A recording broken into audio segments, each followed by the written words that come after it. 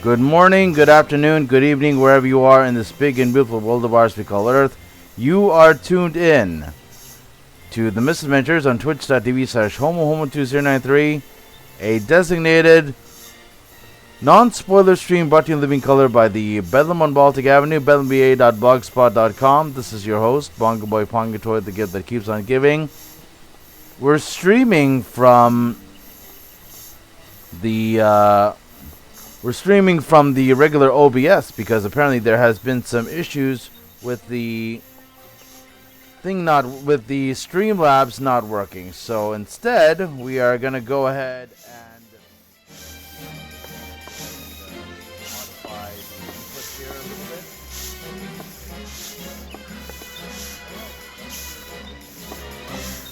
Alright, so we are going to go ahead and specialize in Harukawa, but why do you think we have so many doctors? You know why? The doctors have spoken about walking tours and are searching for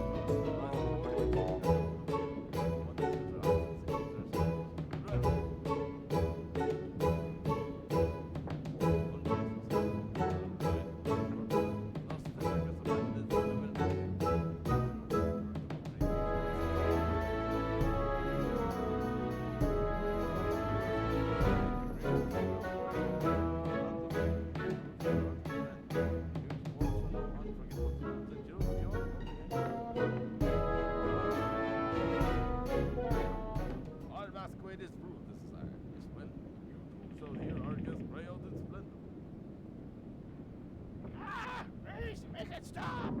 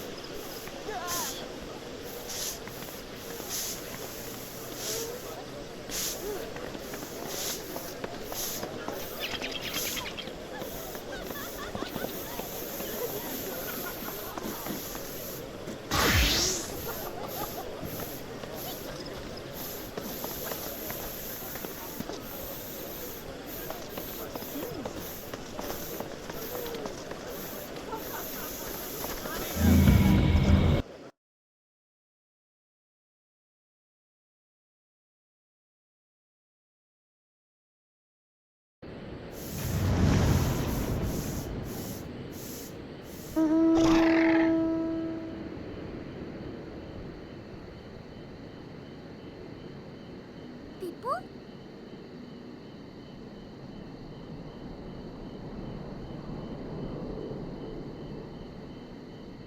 Hello and welcome to Talkin' Baseball. We may have seen one of the greatest moments in Seattle sports, but we also saw the best game ever played. The Dodgers are going back to the World Series.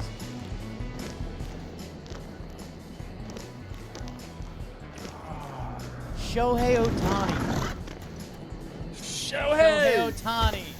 Oh my God. Hello and welcome to Talkin' Baseball. Presented by SeatGeek. Use code JMPlayoffs for 10% off your playoff tickets. All of our special postseason editions live. Talkin' Baseball are presented by T-Mobile. However you stream the game, check stats, experience what just happened in LA. T-Mobile is the best place to do it. Head over to T-Mobile.com/network. I am Jake Storielli at Talkin' Jake. That is Trevor Plouffe on Twitter/X, real close to 100K follows. Are we gonna get you there tonight, Big Dad? That used to be a thing. People would be like, follow me or follow my guy on Twitter, baby. Yeah, I think we should get me there tonight, okay? I was tweeting my butt off. And you know what? I'm wearing sweatpants right now. I can't stand up, Jake. You know what that means. Freaking game, man. I mean, from the get-go, you felt like something special was going to happen. Ohtani wasn't having fun out there. That was like the difference that I saw in that guy tonight, was he was mad or determined or I don't know, like he was doing something different tonight, and my goodness, I don't know what there is to say, Jake. Everything the man has ever wanted to do, he's done. He wanted to win the WBC, and he told his coach that years ago before it was even a thing, and he did that. He wanted to win a World Series, he did that last year. He's pitching and hitting, and Brian Anderson's call at the end of the game, he might have just had the best game ever played by a baseball player. That's unreal, man. I believe it, and I think a lot of people have been saying that for a long time. I've been saying it for a long time. CC Sabathia has been saying it for a long time. Shout out my guy CC. You don't have to be friends with me, but you like me or nice to me. That's nice. Like that. But what we're seeing, Jake, is just something that it's not opening the floodgates for anything. Like, this isn't gonna have, we're not gonna have another Shohei anytime soon. And I want to keep hammering that down, because people are like, oh, now there can be two-way players. Like, no, there can't. There's already been many people who have tried this. You know what? I'll say this. I pray that we get another Shohei. Every night I'll pray for that.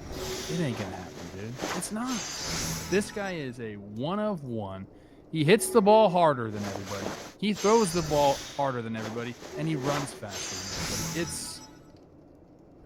I don't know what I'm at a loss for words. I was sitting there on my couch today, being like, what the fuck is going on? Earmuffs. I guess, you know what? I was gonna call you out and say maybe use your power of prayer for something else. I'll join you. Let's get another. Screw it, because it's never been seen. We never thought it would be seen. What would you like me to use my prayer for? I don't know. We'll talk about that at the end of the show. Okay. But yeah, man. Hey, a quick mini apology to the people of Seattle who have a switch-hitting catcher with one of the biggest butts to ever play baseball that helped save their season with a game-tying homer, and then a Venezuelan man with hair like Lord Farquaad and a bunch of piercings who might have just renamed sandwiches the Gino in Seattle for the better half of the next 50 years. And they're going to be second on this program because of what just happened in LA. Insane spot where our beautiful game is at. Thank you for everyone that's supporting us. Numbers are going crazy. Baseball's back, and all it needed was a giant in New York City, a catcher with a big butt in Seattle, and, oh yeah, Babe Ruth reborn as a handsome Japanese man. We got 3 of the 4 corners of the United States covered. Where is, the bottom? Southeast, where you at? Is that Ronald Acuna? We need Charlie Morton to come back. I don't know. Castellanos as a Marlin? Let's go. Trade rumors coming up at the end of the program. Trev, let's get into the games, because it's insane.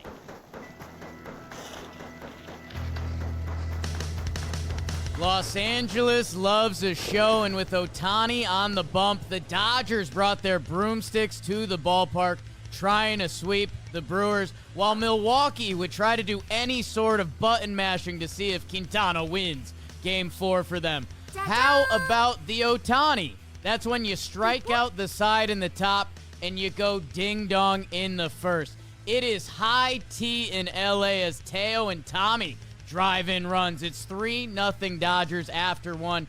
Bottom four. Oops, he did it again. Ohtani spears another home run. It's 4-0 Dodgers. Ohtani's best game played. Thank you, sir. May I have another? 3 homers. Oh, yeah, 6 innings pitched. 0 earned runs. 10 strikeouts. The Dodgers and Shohei Ohtani sweep the Milwaukee Brewers, are heading to the World Series 5-1 final. Milwaukee fans, earmuffs. The standings for this series: the Dodgers 4-0, the Milwaukee Brewers 0-4. Coach, it was a sweep. I'm not bringing a broom out. I have one somewhere. I just swept my garage out today with it. Not bringing it out here because that's disrespectful.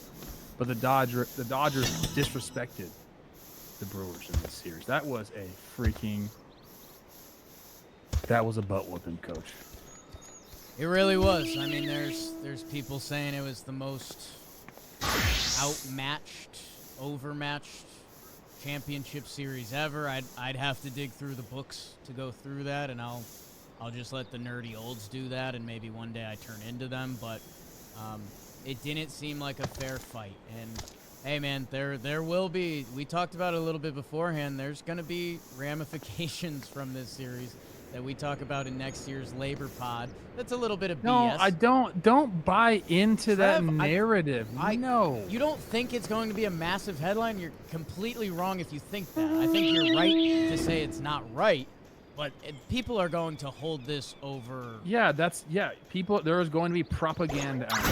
1,000%. How is the parity in the other sports that have a salary cap? Let's not get into it. We're going to have plenty of time for this.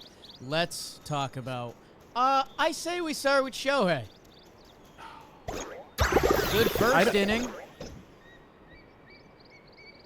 Pretty good first inning. Pretty good first inning. 3 Ks and a homer. And, you know, the first one was loud, Jake. I mean, we can go over his pitching. Like, I'm like not even thinking about the guy's pitching right now, which is crazy because he struck out 10 people in 6 innings. You know, just looked like his dominant self. The first homer was an absolute seed, and I was like, this guy's back. You knew it was coming. He's hit one off Quintana before. I believe it was last year when he was on the Mets. And they're okay, like, that's a bomb. That's awesome. Cool to see. It always sounds different coming off of his bat. His swing is just, I don't know, man. Like, I'm not a biomechanics major, but it seems like it's pretty fundamentally sound. Things are working together. It's cohesive. When the ball hits the bat, it's loud. That's just my little brain working. Could have went to Stanford. The second one. What are we doing here? Coach, I've been a LA guy my entire life. And to my knowledge, it was always Mark McGwire, Giancarlo Stanton. I believe it was Michael Stanton at the time. And now Shohei, the 3 guys to hit one over the pavilion. Someone on X put this out there. Don't know who it was. Love the idea here. He's like, we need more monumental things in stadiums that you can hit the ball onto. McCovey Cove is awesome in San Francisco. The pavilion at Dodger Stadium. I like Utah Street and Camden Yards. Like, we need more stuff like that, because when someone hits one, like, shit, this is what he did. Totally agree with this guy's point. That was, to me, as a kid from LA, it made me, I don't know, I was so happy. 100% agree that we need to be hitting and that Subway Takes guy. I love it. All over my social media. Great. Yeah, man, I don't know. Like, it doesn't feel real. And the thing, I just gave Dalton this, the Dodgers bullpen having a blast. We're killing it. He was dancing in the background Killing there. it. What's this mean? I think that's Vesia. That's Vesio who comes in and pitches this game. That's sex. I don't know. I'm not gonna. It's just kind of cut and dry for me. The speech I gave Dalton, and we got Bobo here producing late night cruise on the East Coast. The one that always gets me, because Trev, it's okay. He's got legendary power, like you just mentioned him with 2 all-time historic power hitters to be able to basically leave the stadium. That's insane. Okay, so he basically throws as hard as anyone, and he's one of the best pitchers in the sport. Okay, we've taken our time to process this. He's also one of the fastest guys in the sport. It's literally... It's video game stuff, and I know that gets thrown out, but also it's the video game stuff that someone does something stupid, like they make I'm playing NBA, I made an 8-foot center, and he's the fastest guy in the league, and he shoots the best in the league, and he passes the best in the league. And you're just like, okay, dude, like, have fun with your video game. This is real life. He's doing it in baseball right now. Ron Darling had a phenomenal sentence during the game. And we'll get to the other game and some phenomenal sentences being said. But Ron Darling said something to the effect of, this is a stat line that's usually reserved for Williamsport. And that's what he's making Major League Baseball, the NLCS, look like Little League, when there's a dominant 12-year-old out there that's just bigger than everybody, that probably has 2 older brothers that just beat him, and now he's like out for blood against the little 12-year-olds. That's what Shohei is doing to the big leagues on the biggest stage. And I can't, I don't know, man. I don't know. I thought I was a pretty good ball player back in the day. I am. Let's not talk about it too much. So wait, are you comparing yourself to Otani right now? Exactly. The difference between me and Otani is I don't like, see it. It's like. Okay. Okay. Yeah. Do you know what I mean? That's the final statement. Otani's better. Do you know what I'm saying? Yes, Trev, I do. Like the guys we're watching on the screen tonight, some of the best ball players on the planet. On the planet. And Shohei is like Freddie Freeman, who's a high up Hall of Famer when it's all said and done, watching Shohei like that guy's not right. I can't do what that gentleman does. I can't do what that gentleman does on my side of the baseball. Never mind the pitching side of the baseball, where he went 6 innings. Dude, you're right, and I think it's going back to I'll quote one of my religious figures, Josh Donaldson. He said on Twitter before it got ugly and bad, Josh Donaldson said, "Hey, if hitting's the hardest thing to do in sports, then what's that make pitching?" that's a beautiful quote. Most savage hitter quote of all time. But that's because there's only so few creatures on this earth that can throw baseballs 85 miles per hour, 90 miles per hour, 95. Never mind 100, which this dude hits with ease. And never mind, he throws a 12-6 curveball that's not a featured pitch for him. That's top of the zone before home plate. It hits the dirt. Like, I guess that's, again, it's a video game. I hate to keep going back to that, but literally each pitch is vile. Like, if you did an actual scouting report and you didn't know the pitcher was a hitter, you didn't know the hitter was a pitcher, you'd say, okay, well, he's one of the fastest guys. He's got better power than everyone. You know what, Trev? The plate discipline ain't perfect, but when you can hit a ball half a foot off the plate for a 469-foot homer, nice, then your plate discipline honestly shouldn't be that good. And then on the pitching side, he has all the velo, all the skill, movement. He's perfect. Okay, here's just a little bit more on Otani. Fine. Who are waiting for the Blue Jays, Mariners, and maybe the rest of the game. I don't know how much we're going to get into. I mean, what else was there in this Dodgers game? A little bit more on Otani. Do you like it that we basically know nothing about this guy? Like, is that cool? Like, you know how people say, like, it was awesome when rock stars were, like, mysterious and we didn't know any of them and they made them even cooler. And, like, I tend to agree with that sometimes. I don't I'm, like, really good friends with his agent. Known his agent since I was 8 years old. I know nothing about him. All I know is that he plays baseball at the highest level it's ever been played. I know he's got a dog. I know he's got a wife who they have a baby, and that's all I know. I don't know anything about him off the field. Do you like him? I would like to know more. The only wrinkle that I feel like people are probably yelling at him is involved in one of the biggest baseball scandals of the past X amount of years. But okay, so I mean, that's all of that is on his interpreter.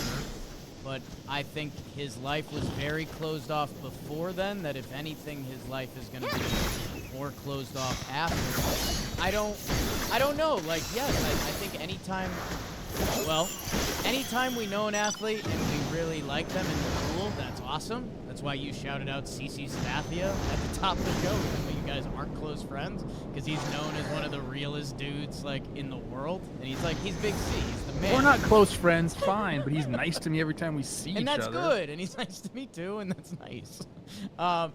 But, I don't know, it's also, if we know athletes and they're not who we want them to be, you know, it's kind of that don't meet your hero. So, I don't know. If he's the man, which I would assume he is, because he hangs out with Freddie and Mookie and all those guys. Dave Roberts is one of the coolest guys I've ever met. Like, I bet Shohei's badass. Does he listen to Michael Bublé all the time? Like, I want to know what he listens to driving to the city. He's not driving. Like, in his car. If I know What's he listening Shohei, to the 7th inning stretch song? What are you talking about? if I know Shohei, he throws us on to get the inside baseball information to get the scouting reports, and then I think he usually grabs a Mountain Dew. So why don't you guys go out and grab a Mountain Dew? Mountain Dew, you guys know Mountain Dew. I mean, it's in the hall. It's in its own hall of fame. In the Baja Blast, that's right, the legend. It used to be a mystery, kind of what we were just talking about. You couldn't find Baja Blast everywhere. Well, guess what? Mountain Dew said, you know what? People want it. We're going to give it to them. Baja Blast is out and everywhere. Don't wait. Grab a Mountain Dew Baja Blast today. Taste the tropical refresh that takes every occasion to the next level. Find it now at mountaindew.com/finddew. Trev, I'll give a couple quick stats on Ohtani, and then we kind of have to close the Ohtani loop. 13th ever 3-homer postseason game. The last 3 have all been Dodgers. For any of our people listening that aren't the biggest of Dodger fans, Shohei, Chris Taylor, and Kike, the big 3. That's insane. First player with 2 116+ mile-per-hour homers in a game under the StatCast era. And I don't know, nobody's done this. It's like final stat from me. Nobody's done this. So if you have anything else you want to close up on Shohei and then put a quick bow on the series. I've said what I needed to say about Shohei. I don't know. I've been saying this since he was on the Angels. If you get a chance to go see this guy play, please go see this guy play. I've had the pleasure of being in the booth calling his games, which, like, I don't really think of in the moment, but now I'm thinking back, like, oh, I should, like, really cherish this moment. So, look, Dodgers, they come to half the stadiums one year, the other half the next year. You got to go see this guy play. Like, do whatever it takes, because if you don't, you're going to regret it. And luckily, you'll have time. He's got a lot of time left on his contract, but just do it, because he's special no matter what he's doing, as we stated already in this show. Hitting, running, pitching. You'll be happy you did it. Please go see this guy play. I don't think I can say that about anybody else in the big leagues. I know there's some baller-ass players out there, but, like, the one guy you have to go see in your lifetime is playing right now. He's the best to ever do it. Go see him play in person. That's fair. You see Geek. Nice, Trev. Look at you, product placement. Ohtani, just again, touching on the pitching just a little more, because, you know, the 3 homers will distract you. He only gave up 2 hits, so he hit more home runs in this game than he gave up hits, 100 pitches, 10 strikeouts. And yeah, I guess let's finish off the Dodgers a little bit because we're gonna do a World Series preview coming up next week when we know who they're playing. I guess in this game, hey, the bullpen did their job again. Treinen slipped up, but I mean the game was over. I think Brewers fans will tell you that. Their pitching was so dominant throughout this series. My God, it felt like a UFC match when one of them's a good grappler. Just every round they just come out and grapple, and there's nothing they can do. I guess the other UFC would have been like a snake and an animal or something. Because I went too far with it. I tried to double down. God damn it, Jake. Yeah. The Brewers never had hope. Never. Well, I mean, look at the first 2 games. Blake Snell, 8 innings pitched, 1 hit, 10 Ks. Then you go to Yamamoto, who throws a complete game against him. Your best shot was against Tyler Glass now in Dodger Stadium, and he has 5 2/3, one run. They scored 4 runs the entire series, right? Yeah. And they had 14 total hits. They only had 16 runners in scoring position the entire series, and they got 1 hit. This was an utter domination by the Dodgers pitching staff against the Brewers offense, who's not this bad, people. I'm sorry, they're just not that bad. Go check the stats out during the season. They had a lot of ways to get the job done during the regular season. I think your analogy with the UFC grappler, just putting him on the mat and just holding him there, that's it, man. They never got let up for air, essentially. It was, and look, can you say this is going to happen again in the World Series? I don't think you can say that. It might, though. Like, these guys who they're starting, Yamamoto could easily win a Cy Young. Blake Snell's got 2 in the bag. Shohei, we don't have to talk about him anymore. And your best friend, Jeff Passan, who I've had beef with in the past, we've rekindled our love for each other. We text sometimes. We'll talk about Tyler Glass now winning a Cy Young in his first healthy year. It's a hell of a rotation, and they're all healthy and they're all doing it. And just a reminder, when you said friend, we had a really nice time. I'm so mad at him. Me too. Yeah, Trev, I think we can save it as more of a postseason conversation, but just a reminder, all the names you just named are guys that get paid a lot of money, superstars, that in a way we want our sport to come down to the best players and the stars, right? Like, that's kind of been the argument against baseball for years, that the whole David and Goliath going into this series with the Brewers is that we don't have that, but we win baseball games. And I don't know. I know we already preface people for a conversation that could coming up in next year's CBA. I don't know. The stars really shined. Like, all those starting pitchers get paid a lot of money. I know that, Jake, and I think that there is talk about payroll, whatever. I understand that's part of the game. But I don't think that's where the Dodgers have really struck it. Because there's a team out there that's spending more than them, that can spend more than them. One of the richest owners in all of sports. You know where they have succeeded tenfold, 100-fold, 1,000,000-fold over every other team.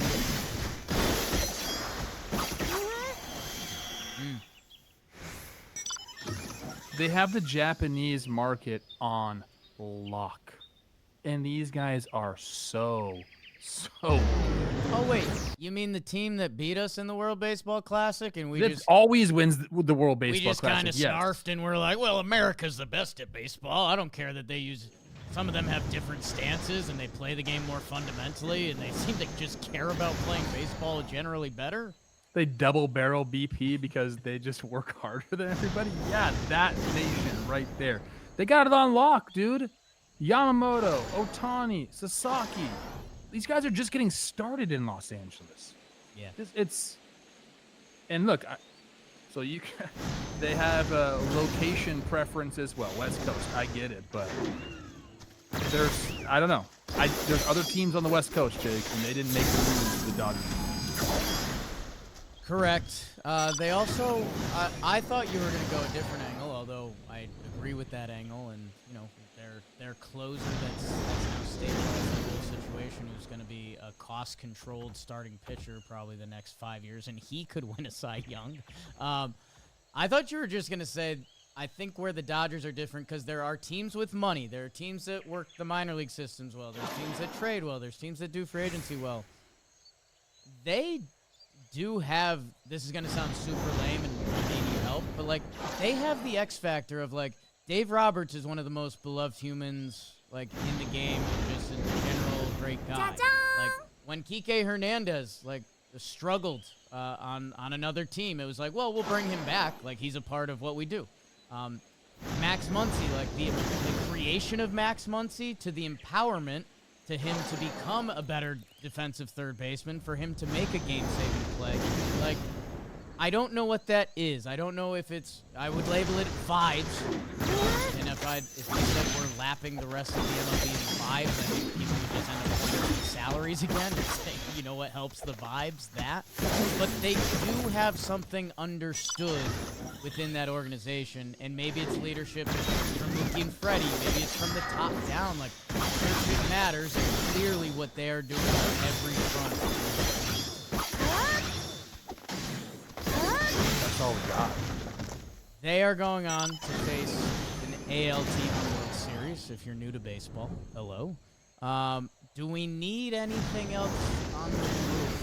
Yeah, I was saying, do we need to close out the Brewers? I think, look. I think they deserve a little bit. You had a fantastic season, Brewers. I love that you won the National League Central. I love how you play the game. I think that this series wouldn't always go the way that it went. I think this was a dominant time for the Dodgers.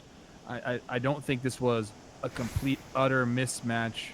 It was. I don't know what I'm trying to say. I think everyone understands what I'm trying to say. There is a world, an alternate timeline, where the Brewers are very competitive in this series. It wasn't this one. The pitching was too good. It just wasn't. If Woodruff didn't get hurt, does that change things? I don't know, but And Woodruff hit? don't say stuff like that. We don't do stuff like that on this show. Trev, this was one of the biggest. I'm trying to give the Brewers some flowers, bro. I'm digging deep. I know, man, and they had a great regular season. They really did. But man, postseason baseball is different. And we've talked about that now for years. You only use a limited amount of pitchers. You need guys to be the best against the best in the world. Trev, I'm one of the biggest sports and anything can happen people that's ever lived. Like, if they played this series 100 times, I think the Brewers win 5. Like, I is there don't a know, counter? man. I don't know. No, the rosters don't match up against each other. On paper, mismatch. I believe that. I think the Brewers, they would have had to play a perfect series to beat the Dodgers. With the Dodgers, I think, can win at like 60 to 70%. So that, we're not good at numbers here. Definitely not percentages, but you know the gist of what I'm saying here. They didn't play perfect baseball, and they needed to get the job done.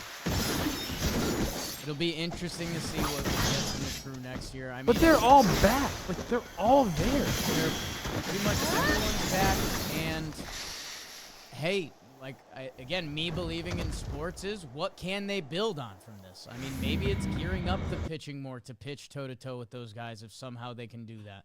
Maybe it's making a trade for some sort of hitting that feels different, because as much as we have fun with the Brewers throughout the year and a lot of the guys that had standout performances and we're like, look at this guy. They got him in the minor league Rule 5 draft and he's killing it.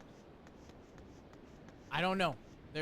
There's proven track records of what the Dodgers have working. There's not really a proven track record of what Milwaukee has working. In the postseason. In the postseason. So, hey, maybe if there's a team that can figure it out, it's them, because they were the best team all regular season. So maybe They just need to find a way to tweak that recipe a little more. When Sal Frelick turned the double play, that's when I thought Brewers ball could work. And then it just, from that moment on, it didn't. I mean, if that ball's a grand slam, what are we saying about this series? One of the craziest plays in baseball history. Hey, Brewers, great year. You don't care about that right now. They hit 118 in the NLCS. That is the worst batting average by any team in a postseason series of at least 3 games in MLB history. Enjoy the offseason. Had a great season. Be sad for a little bit.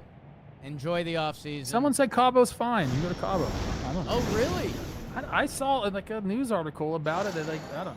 Just do what you gotta do. Decompress. You know, Cabo Trev is like one of my favorite versions of this. Go to a game. Go to a concert. Do it all. SeatGeek. Today's episode is sponsored by SeatGeek. Seattle, we're coming. I'm so sorry. Toronto's stoked this episode. They even going to talk about it? The playoffs, as you know, are here. NFL is rolling. And anywhere you can get a seat, concert, really Long Island. Thinking about it. With our partners at SeatGeek, you can now get 10% off any JM. So download the SeatGeek app now. Use code JMPlayoffs for 10% off. 10% off any tickets. Promo code JMPlayoffs only at SeatGeek. Let's, yes, Trev.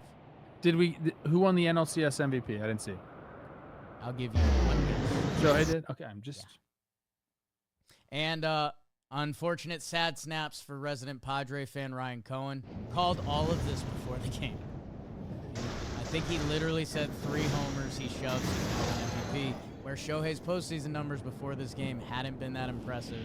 And here we are talking about literally the best game ever played. Seattle had one of their best nights in their baseball history. Let's do that. Buckle up for Game 5 as Kevin Gossman and the Jays could leave Seattle feeling very blue if they sweep all 3 in the Great Northwest.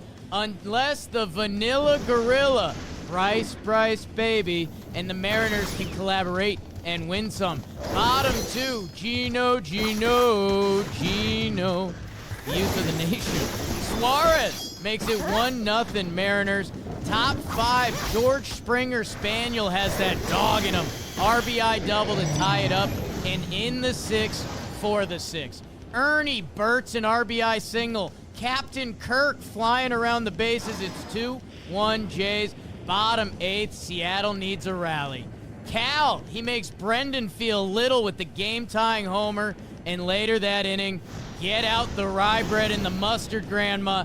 It's grand salami time. They'll be calling that sandwich the Gino for years in Seattle. Toronto didn't want the smoke as Munoz shuts it down. Mariners win Game 5, 6-2 final. Standings in this series. Mariners 3-2. Blue Jays 2-3. They got to win 2 in a row. Back in Toronto to get the job done. Mariners 1 win away from their first ever World Series appearance. That's pretty cool. Yeah, I've decided I'm going to stop apologizing. Yeah, we had to move this to the second half. Ohtani, what a great night for baseball. Seeing a player do something that's never been done in the opening 15 minutes we did on this show. Seattle, that is involved in this great American city, a great sports town, the 12th man in Seattle. They lost their basketball team right before Seattle kind of blew up even more. And now this baseball team that hasn't been to the World Series, hadn't won an ALCS game in Seattle in 25 years. After losing 2 games, they put together a dream 8th inning in hindsight. It was scary at first. But then Cal Raleigh, his first right-handed at-bat of the series, goes big fly, like over the stadium it felt like. And then later that inning, Eugenio Suarez hits an opposite field grand slam, his 50th plus homer of the year, which is insane as well. A night that's going to go down in Seattle folk. I think there are two main points in this too, and they're both pitching changes. The first one, let's go Cron Pod it up. Bryce Miller coming out pretty early. One base runner on, bottom of the lineup up. What'd you think about that? I got thoughts, but I want to hear yours. I didn't love it in the moment, but I also didn't hate it. He scrambled through a couple innings there. You're up 1-0. That I don't in playoff baseball, and this is a pivotal game in this series. Like whoever was going to be up 3-2, and instead of having to win 2, you got to win 1. He played to win. I was scared because to overextend your bullpen in that moment when you don't know how much game is left or you don't know who's going to look good, I didn't think it was the right move. I guess I wasn't fighting it. I wasn't fighting it. I had a very similar reaction where, look, the bottom of the lineup had been doing things, especially the last couple of games, and I didn't mind taking him out. I don't know about going to Brash there. I think I put in our text, like, something about 2-pitch guys, and he's, like, primarily slider, so you know what you're going to get with him. That kind of scares me a little bit without with a runner on. Like, if you bring him in a clean inning, I like it, but with a runner on, and I just feel like for some reason I didn't think that was the right guide to go to, but I didn't mind the move because there were some walks, and like I said, the 8-9 hitters. I say what you want about him. If you're, I've heard you guys bash him a ton. Maybe you've been okay. Maybe you've been okay. A lot of Yankee fans have. He's been getting the job done this series. A couple nice knocks at least, and Jimenez has been like a god the last year. So I didn't mind it. The other one, he ends up giving up a run. The bullpen does it. The other one, which I think is the big one here, is Brendan Little coming in. Every single Blue Jays account that I followed immediately was like, "What's this guy doing in the game?"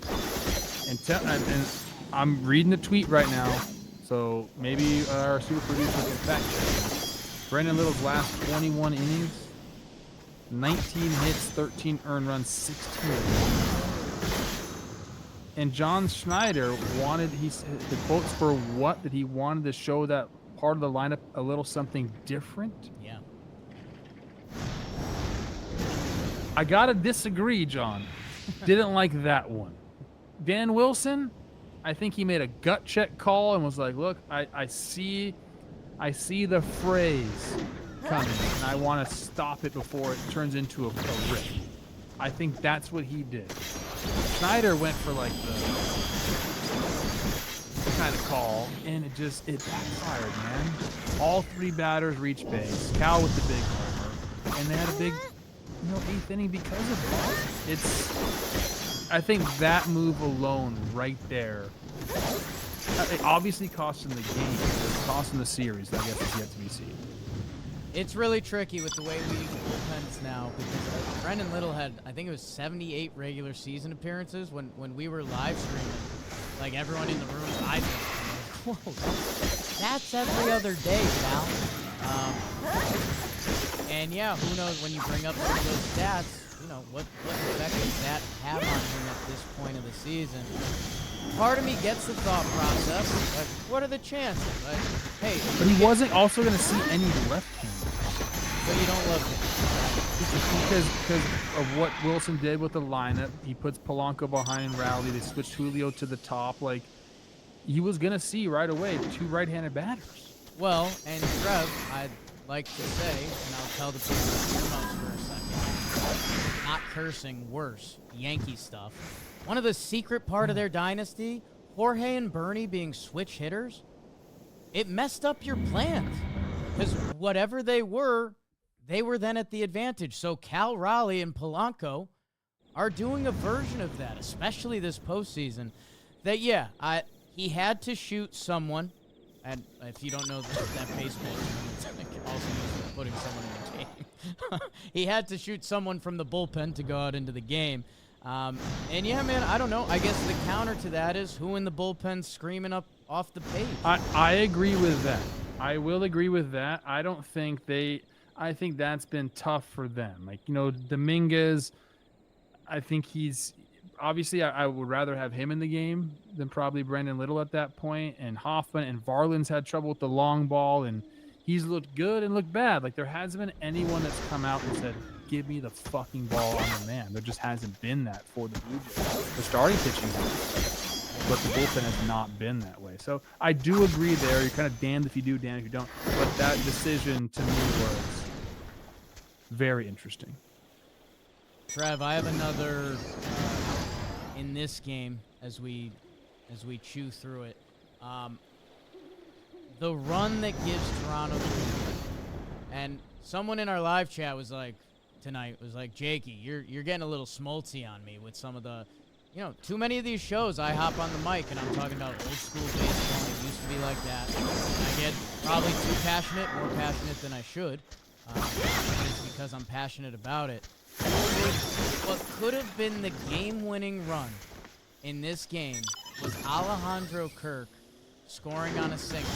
He hadn't done that all year. He is one of the slowest men in the league. I think it was 11 singles had been hit, and Alejandro Kirk had not scored from second on one of them. Ernie Clement, aka Mookie Betts, slaps one into right. Dominic Canzone gets the ball while Kirky's rounding third. Trev, if he puts it anywhere near the plate, this is a comically bad send. We're using that stat the other way. Yes, Trev. I have been so mad. He's not going forward. He's going side to side and slightly moving forward. It's a unique body. Trev, if this throw is anywhere in the circle around home plate, the cutout circle, the man is out by a mile, and we're yelling at the third base coach right now. Instead, he scored what could have been a game-winning run in a postseason game, and it's because the throw was nowhere close. It's throwing a baseball. If you sail it and the ball slips, I get it. If you spike one in the dirt because you choked it, I get it. Trev, that's 30 feet up the line. He needed to take his time, and he ain't doing that. Not in a playoff game. He's going a million miles an hour. If he would have just you got to think about who's running, and you have to really put that in your mind. That's why they always say, like, you got to know where you're going with the ball before the pitch is thrown. And you do. Baseball players do that. Every single pitch. Okay, ball on my left, ball on my right, charging the ball. Like, where am I going? You just instinctively do that. You play so many freaking innings, it just happens. Right here, he has to tell himself, Alejandro Kirk on second base, if I get this ball, I don't have to go like 100% on it. Like, I need to get a good, accurate throw. He did not do that. So I saw your live stream take on that, and you're like, it really makes me mad. Major league outfielders. Look where Cal caught that ball. This is the CS. This is to go to the World Series. I don't know, man. You want to stay on the old school baseball takes just real quick? If I you've don't got one, like. absolutely. Look, the broadcast here was insane. Okay, the let's hear shit it. they were talking to Eugenio Suarez. And don't clip this, social media team, please. You already retweeted my thing. Didn't want that. It's fine. John Smoltz one day is going to be like, hey, shit, I would have struck you on 3 pitches. Like, I know, John, but still said those things about Eugenio Suarez. He kept saying he's got one place you can pitch on, and that's he takes the same swing no matter what. I'm like, dude, this guy's got 325 pumps in the show. And I love that he went up top twice, and one was a game-deciding grand slam. Like, that to me was awesome, and they still were talking crap, man. A guy known he can hit the fastball. It's if he can lay off the slider. That's like, shouldn't you be saying, like, dude, this is awesome. A guy coming back to Seattle, grand slam, 1 win away from the World Series. What a moment. Instead, you're talking about, oh, he can't lay off a slider when he just took a fastball 350 feet out for a grand slam in front of his home crowd. This is what we're thinking? It's nuts. It's nuts. It used to drive me nuts. I kind of let it wash over me like a warm bath that I just don't let myself get that mad at anymore. Because again, Smoltz has moments of brilliance in the booth that you're like, wow, dude, yeah, you know ball. You clearly Hall of Fame level closing, hit decently for pitch. But yeah, man, he's just so critical on everything you just said. Like this guy, Eugenio Suarez is a legend. He's just thinking like what he would have done. I would never have thrown this guy a fastball and all this. And yes, like obviously this guy's a freaking menace. John Smoltz was a dog. I love everything about his career. Basically two different careers, starter, reliever, all that. Awesome, dude. I respect the shit out of John Smoltz. I do. I just think like, man, like we need to clean that up a little bit. That's all I'm saying. Well, and I'll give this to Seattle. How about this? Let's just switch gears real quick. Dude, they know how to chant people's names in Seattle. Real well. Like, they're the best in the biz at that. I'm going to hand that to Seattle right now. Here's your crown. Best in the biz, chanting names. Number 1. Eugenio Suarez with a .563 slugging against breaking balls this year. So, yeah, I bet there's a lot of pitchers that when they face Gino, they're like, I don't want to give him a fastball over the plate. Somehow he's found a way to pump 300-plus homers. And by the way, about to get a nice contract somewhere else and pump another handful of homers to get to 400 that we'll probably be talking about 5 in about 3 years. I'm like, wait, is this guy the most underrated? We'll get there. Tune in, Talking Baseball 2028. Should be a good year. It'll just be AI by then. Trev, I want to go back to, you mentioned Matt Brash coming out, and you didn't like her two-pitch pitcher, like in that situation. It is what it is. Brash was kind of their two-man all year. I guess you can make an argument that Bizardo maybe has jumped in this postseason with how nasty he's been. But they go to who had been their setup guy this year, and yes, Springer gets him, 2-0 count. We were all sitting up in our seats. One of the better postseason players to ever play, George Springer, which, again, just put that in the bucket of sometimes it might be better to walk a guy. They're lucky that ball stayed in the ballpark. It'll get slightly forgotten. Matt Brash strikes out Vladdy to end the inning. Nasty sinker. He's got great stuff. He does have great stuff. So, in the Matt Brash pushing the button decision, there's something to be said that, yes, he gave up that hit to Springer. He also struck out the bad man in this series after. Agreed. I didn't mean to come in on Brash. And in the moment, that's what I thought. You know, I know most of the time you're going to be sitting slider. I think Vladdy probably was on that fastball right there. I think he throws it, if my memory recalls, I think 70% of the time. So it's just, I don't know. In certain situations, I feel like that's not a great thing. I'm not trying to dog this guy. I think he's a very good reliever for them. And I think a lot of people were talking about, okay, why didn't Brian Wu come in that situation? I think he needed a clean inning. Yeah. And he got it. We saw Brian Wu in this game, which that had to be exciting for Mariners fans. Spire with a clean, quick inning after he threw a lot of bullets the day before, and he's been used a lot. Man, that George Springer, I'm just trying to think of moments now. George Springer getting hit in the knee was one of my least favorite things I've seen in a long time. The sound on that was like Shohei's, like, was fault for that. I mean, it was just knee. I don't know. I'll call out FS1 on that. When they were doing the replay montage, without sound, I was like, should we be showing this one? There's a chance this is like gnarly. Did we have results on that? I haven't seen it. Colin just put up a finger point. He's got a right knee contusion. He had x-rays, which were negative, which is a good thing. He'll probably do some more testing tonight when we get home. George is about as tough as they come. I think they'll have to be really, really hurting to not be in the lineup on Sunday. That's from John Schneider. So, and we saw him try to walk to first, and then he went for the little jog, and that didn't go. It's tough. Hitting New Britain, Connecticut, baby. Yeah, you know, all three of us, you, me, and George Springer have lived in New Britain, Connecticut. I had a lot of fun. Like, a lot of fun in New Britain. Guy. Shout out Elmer's Bar. Elmer's? Yeah. Okay. Sir, you're going to have to leave. Just a couple times. Man, that was tough as he tried to stay in on that. And yeah, I couldn't believe they just played the audio-only cut.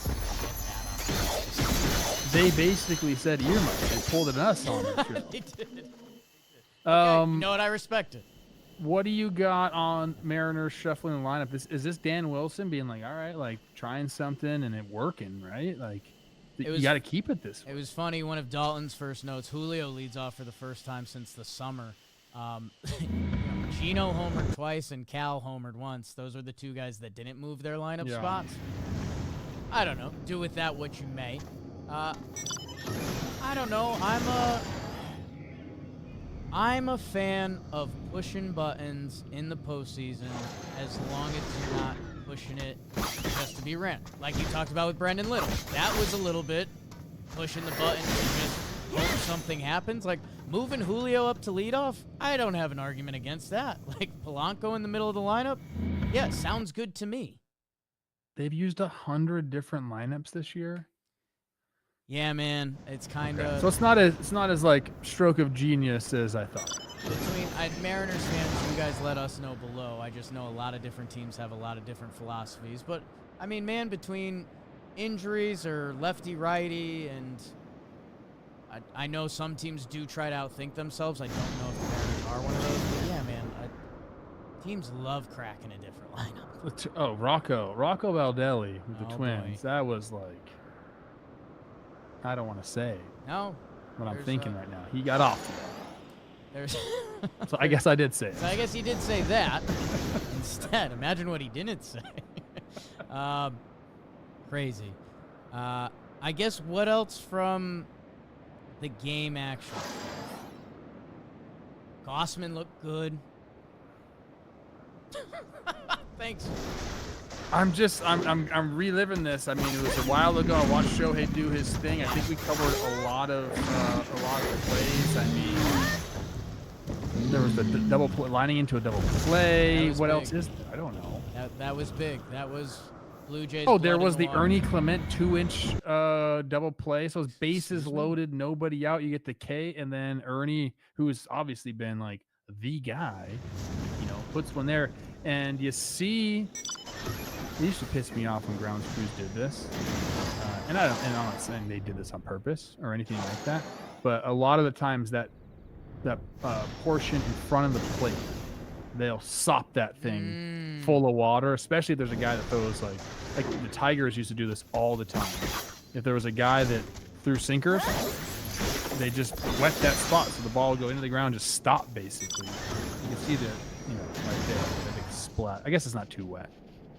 It's a different color than the batter's box, and it's something. But that was an insane sequence right there. It's something that if you're new to baseball, you should know that is like a real thing, that different infields are cut differently, teams spray the areas differently, like if you have that sinker ball or you don't. And yeah, that's literally the dream escape is strike out and then literally on top of the plate.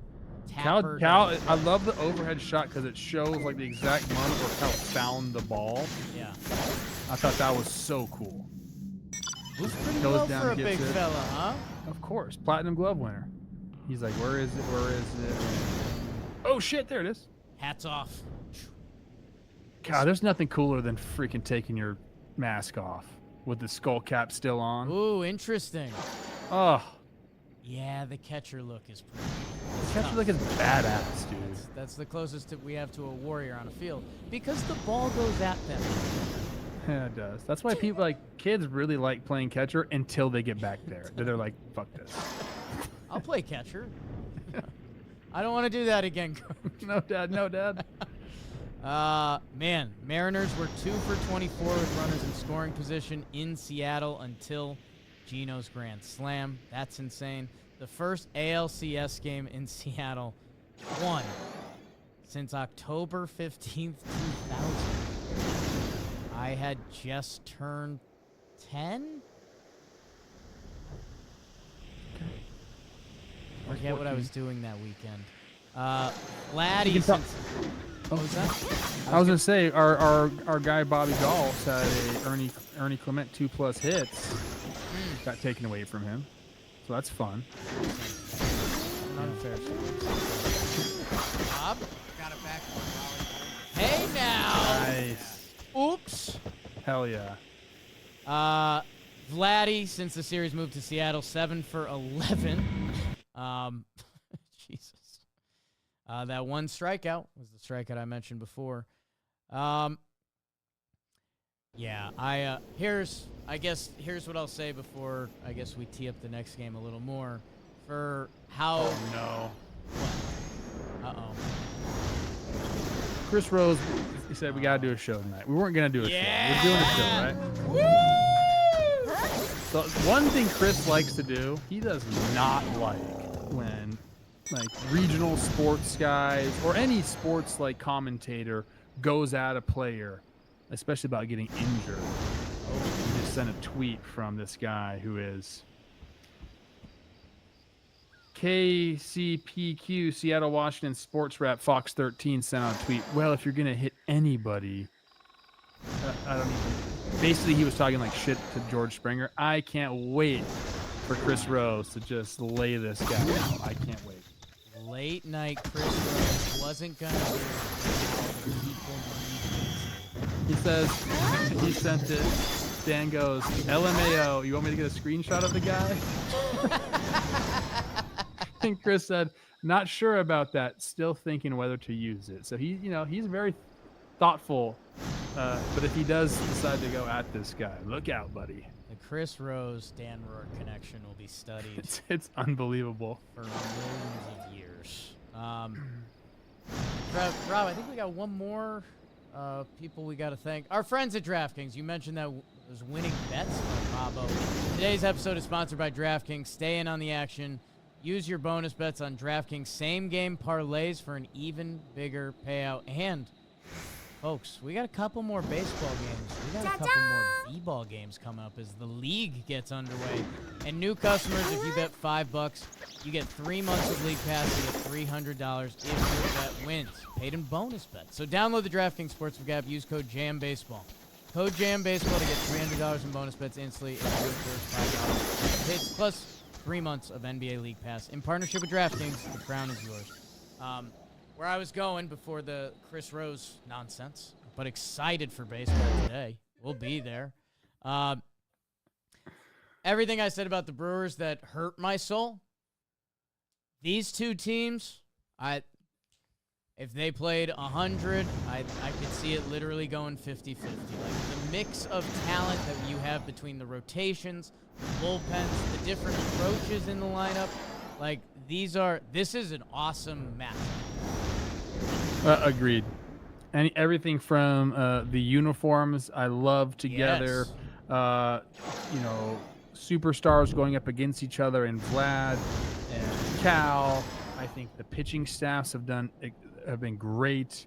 There's plus defenders all over the field. I believe these rosters match up very, very well against each other. And I think the managers too. I think these are like baseball guys through and through. Oh my God. I don't know if this is one you'd be able to find, but the manager celebrating the Cal Raleigh homer, that was an amazing shot. Because, Cal Raleigh hits the game, Gino hits the grand slam. Oh, I saw that. Gino hits the grand slam, and everyone's losing it, obviously. And it's, I guess it's a losing it we've never seen in Seattle, like crowd going nuts. You got shoes on head. I don't know if we want to talk about that. They did that again tonight? I didn't see that. Oh, yeah. Last night I saw it. Yes, hats were on heads. Or shoes were on heads. Like Gino Suarez hit grand slam to help them win this game 5. They're doing the player reactions, and Gino, he's giving the heart as he touches home plate. They cut to the managers, man, which, I don't know, as not to be Chris Rose, but as you get older, life changes, and, you can't play the game and give your buddy a forearm shiver to the chest after the home run just because life changes. The managers and the emotion that they had going on. Oh, those are grown men yelling and screaming and holding on to each other for dear life. That's the best. One day me and you, Pop. One day me and you, Pop.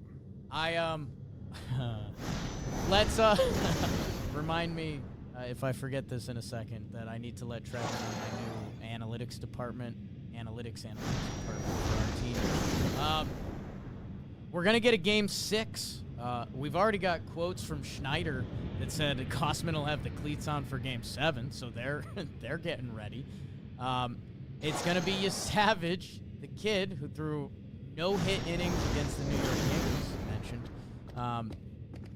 And then it's expected to be Logan Gilbert for Seattle. They haven't mentioned it yet.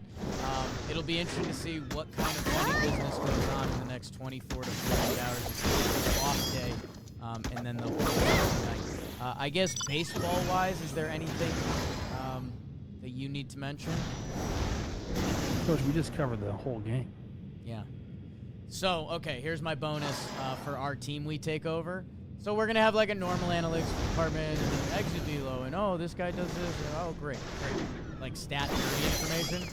We're going to have like the secret analytics department that's not really numbers, but like Jimmyisms. Like when a pitcher touches his hat, what does he throw? Like that kind of stuff. That I guarantee you there's an analytics number out there when a pitcher throws away a ball that their pitch percentages change. Like when pitcher X throws away a ball, that means he wants to rip a fastball, so he asks for a new Interesting. ball. So put that in our secret analytics department's binder of things to look up. I like that. I like it. That's called seeing the game differently. I mean, you got another show to record, so I can't wait. I guess I'll let you go. Go check out Baseball Today with Trevor. We are off tomorrow. Look at us. No baseball game, no show to do. Daddy might have a drink. And then you've got to wear my whoop band. Been real good about it. I invite everyone to join me on this like taming it down a little bit journey that I'm on. And then you've got a. I look great. Look at me. You look great. You've got a 6:30 a.m. football game on Sunday. Your guy Matthew playing in London. So look at that. We bought ourselves some time. He let me borrow his golf cart for the weekend. That's real nice of him. Wow. Mine's not working. I try to get in and fix it. A lot of people are trying to attack that right now. Let's end the show. Thank you to Rob Sirocco, Dalton Feely. Thank you to everyone tuning in. Share, subscribe, all the good stuff. It helps. And we're excited. One game away from the World Series. Jake sucks. Maybe two. Hey, go follow me on X, dude. I'm so close. How many you at? I'll follow. 98.3 thousand. We're there by the morning. Let's go, people. Get that news. Call out that news report. That'll get you. Chris is back.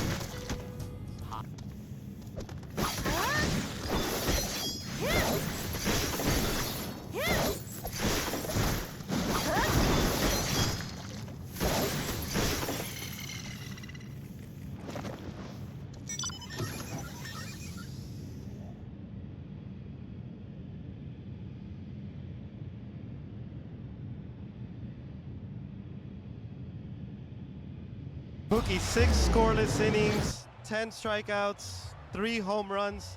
What can you say about what Shohei Ohtani did tonight? I said it yesterday. I mean, it's like we're kind of like the Bulls, and he's Michael Jordan. So he took it over for us, and what a time to show up. He had been struggling so bad offensively. Obviously, it became a big story what he hadn't been doing on offense. Did you see a night like this coming?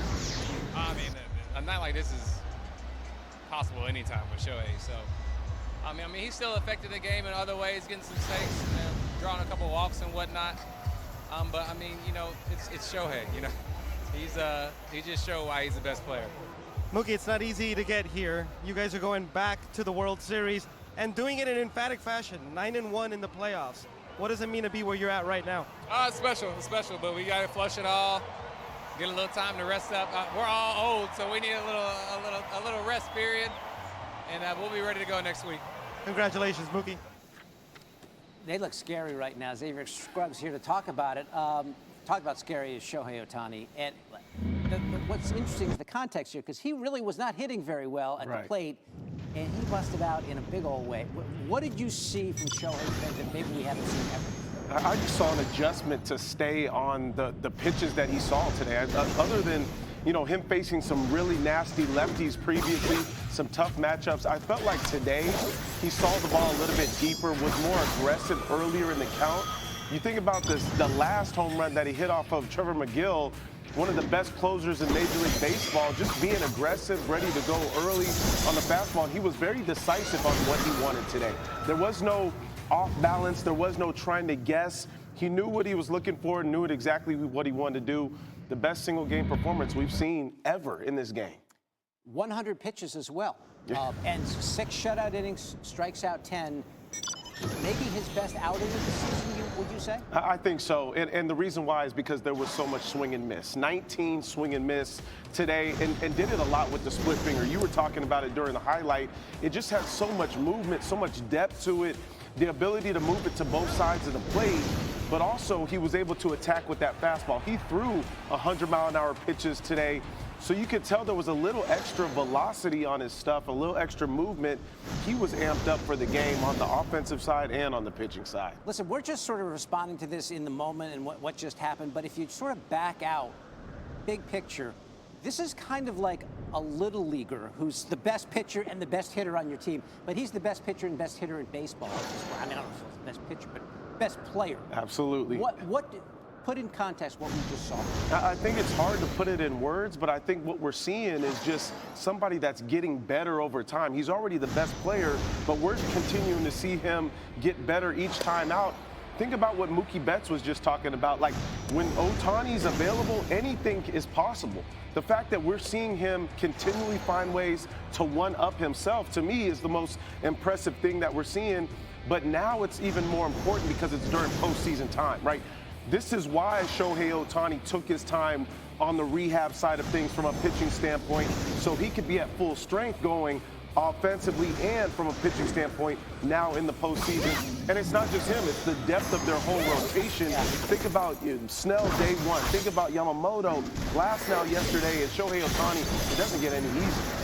We've been talking about this all week, how dominant these pitchers have been. They've all been lined up. You could say this Dodgers team maybe slightly underperformed. They're so loaded with talent during the regular season.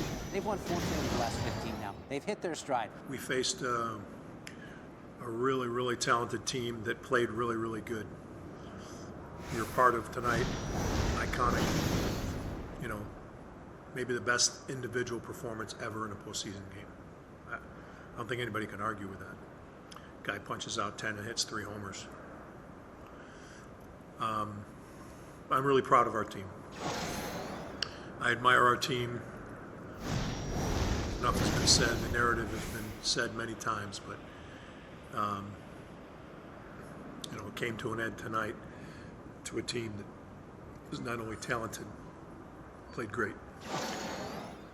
And we've talked a lot about the pitching, and you just mentioned how many pitching performances they had in this series. What'd you make of your offense? Was it their pitching? Was it a little bit of everything? Just what'd you see from the offense over the 4 games? Well, since the beginning of time in baseball, you have dominant pitching on the mound, throwing 98 to 100 every guy, and tremendous off-speed pitches. The command they showed. Will Smith deserves a ton of credit. Yeah. I said it was dominant. I want to say our offense, I think most offenses were strong. Go here in the front row, Sophia. Murph, when you think about this team and, you know, some of the performances you got from the young guys, right? Guys like Chad and Miz and Caleb. What do you want them to take away from this season and the experience of the DS and playing against a team like the Dodgers? Yeah, I mean, it's a great experience, but that's where you got to go. That's why the little things matter. That's all the things we harp on matter, because we don't have as big a margin of error when your team is not filled with the same amount of talent. So we learn a lot from it. We had a lot of young players. You mentioned Durbin, you know, Churrio's in his second year. You know, he looked pretty comfortable the whole series. So it's, yeah, a lot of good things. Chad Patrick, Miz, a lot of guys stepped up. So excited about that for them. They have experienced this. They've seen it firsthand. They know how precious it is. You lead the league in wins, and you do some great things for the franchise, but still you know, there's work to be done. So the emotional series in the Cubs is, you guys have to know the Brewers-Cubs thing well. You have to have been part of it to understand how it really zapped a lot out of us emotionally, and then to have to come back and play right away. I think, and then we lose a one-run game, and it just takes us off us. It took us off it a little bit, and then the pitching performances by the Dodgers, you know, basically put the hammer down. Questions? Back here to Paul. Murph, not a lot of free agents. I mean, this is pretty much the team you could run back with next year. How do you feel about that, and how much are you looking forward to getting another shot at it with largely the same group? Yeah, I mean, we'll see. You know, you say that, but that's not just how it always works. But right now, we just have to sit back and look at our health and make sure guys are getting healthy, guys that need off-season procedures and things to get done, to stay healthy. We give them a plan of attack going forward. And yeah, I mean, I love the guys. I love what they bring to the table. I love their possibilities going forward. But like every year, we'll look a little different for sure. Let's bring in Jessica Mendoza, who got the chance to watch this one front and center. And Jess, just your thoughts on what we saw from Shohei Ohtani tonight. I mean, can we have the reaction that you saw like every Dodger player have? Because that's exactly what I was doing. And, you know, it's crazy. I cover the Dodgers. I'm in LA all the time. You know, you see Shohei, and it's never a surprise, right? You're always like, oh my gosh, this is Shohei being Shohei. This was a whole nother level. And, I mean, to be honest, he's had one postseason game where we've ever seen him pitch and hit. But the fact that he's coming in a clinching game, he'll take the team to the World Series, 10 Ks. When he hit that third home run, I mean, it's like, you're not human. We've never seen anything like it. It's absolutely insane. And I'm talking about someone who's been watching him all year long. You know, it felt a little, you're not old enough to remember this, but the Reggie Jackson third home run against the Dodgers, it kind of had that kind of feel. Like, I can't believe what we're seeing right now. And I know you love to look at a guy swing, and he had not been swinging the bat particularly well. 3 for 29 coming into this game. What did he iron out? Because he certainly fixed it in a hurry. You know, it's interesting because, you know, we've been talking about all week on Get Up is just the fact that he's flying that front side, and just how much teams, and starting with the Phillies, by the way, they've been attacking him inside. And because of that, his front side had been flying, and then he was flying so many different pitches. I really believe, David, because the fact that he was pitching, it was like everything got brought down a notch. And this is what's ironic. When he hit that first home run, I was going, that was like almost like a 80-85% swing. Yes, I know, this is mind-blowing, and he's hitting the ball out of the park. But it's like he just toned it down because he had to. Because I've been around him in games that he's pitching. He's not sitting there watching film. He's not sitting there thinking about his swing, going and taking hacks in the cages. All he's doing is thinking about pitching. So you eliminate all the things that he had. And that, to me, it was like he lessened the concentration on his swing, and that front side finally stood in there. 3 home runs was unbelievable. Yes, and then you go to what he did on the mound, and Dave Roberts has been sort of taking it easy with him, working on him, nursing him through the season, trying to build up his pitch count. And then he goes 100 pitches today, and the Brewers just could not touch him. What did you see from him on the hill? You know, I saw him really being able to mix up his pitches because, you know, when Shohei Ohtani is going right, obviously you get excited about the fastball that can hit 100, the breaking balls off of that, but to me it was his unpredictability.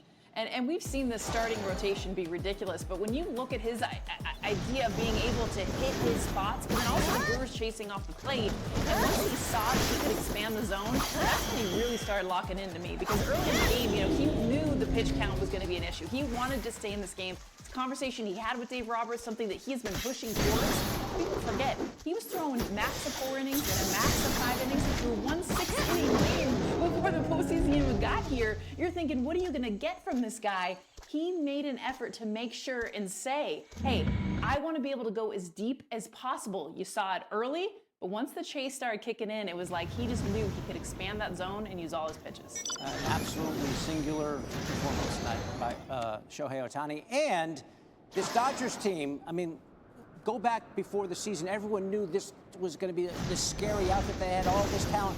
And then kind of the season started, and maybe they didn't quite play up to those expectations. But since then, they've won 14 of their last 15. What are you seeing of the team as a whole right now, Jess?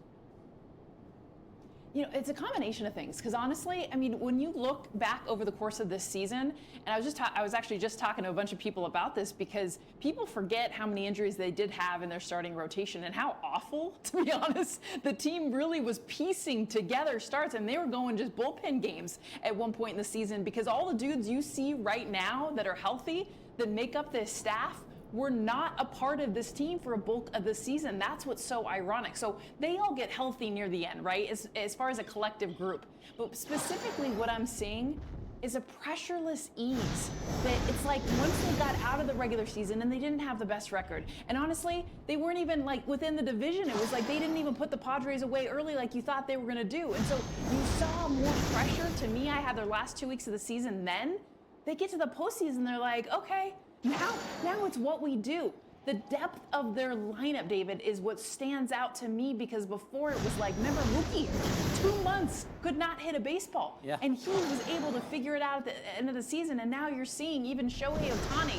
Everyone's gonna forget how much he struggled early on in this postseason because they had so many other guys put it together.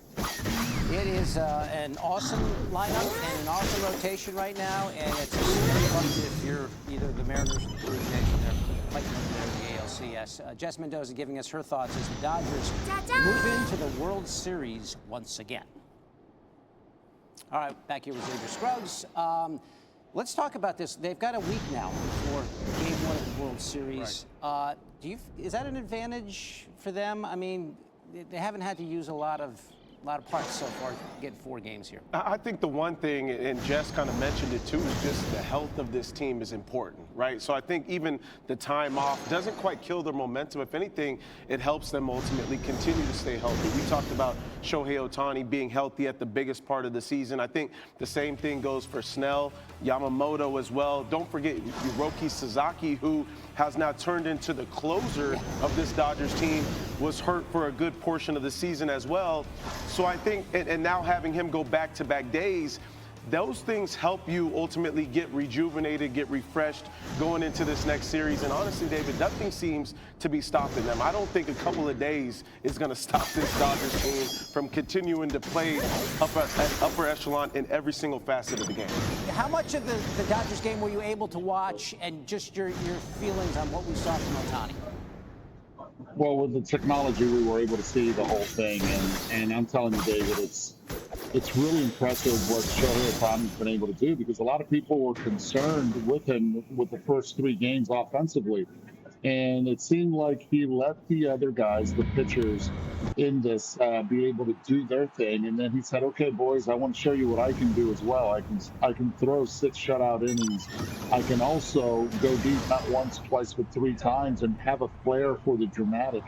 And the 3rd time was really cool just because he had a 1-2 count. And he was able to then capitalize huge on that 1-2 count, hit it right up the middle. But he was dominant. He was dominant with his breaking stuff. He was dominant with his fastball. He was dominant with his splitter as well.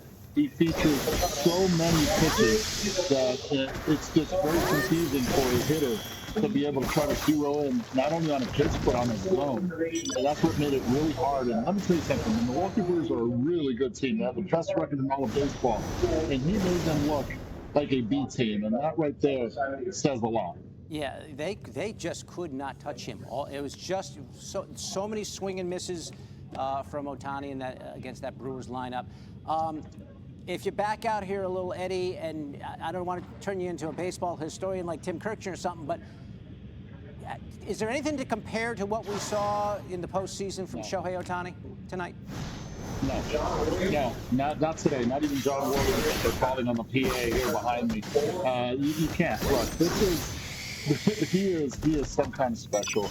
And I received so many text messages from former major leaguers just telling me, look, man, this guy's ridiculous. This guy's doing things that are just unheard of. A leadoff home run after putting up a 0 and facing 4 hitters in the top half of the 4th inning. Then he walks. Then he hits another home run. Then he strikes out guys. It is different. And They built it up. If you look at it, he didn't pitch at all last year.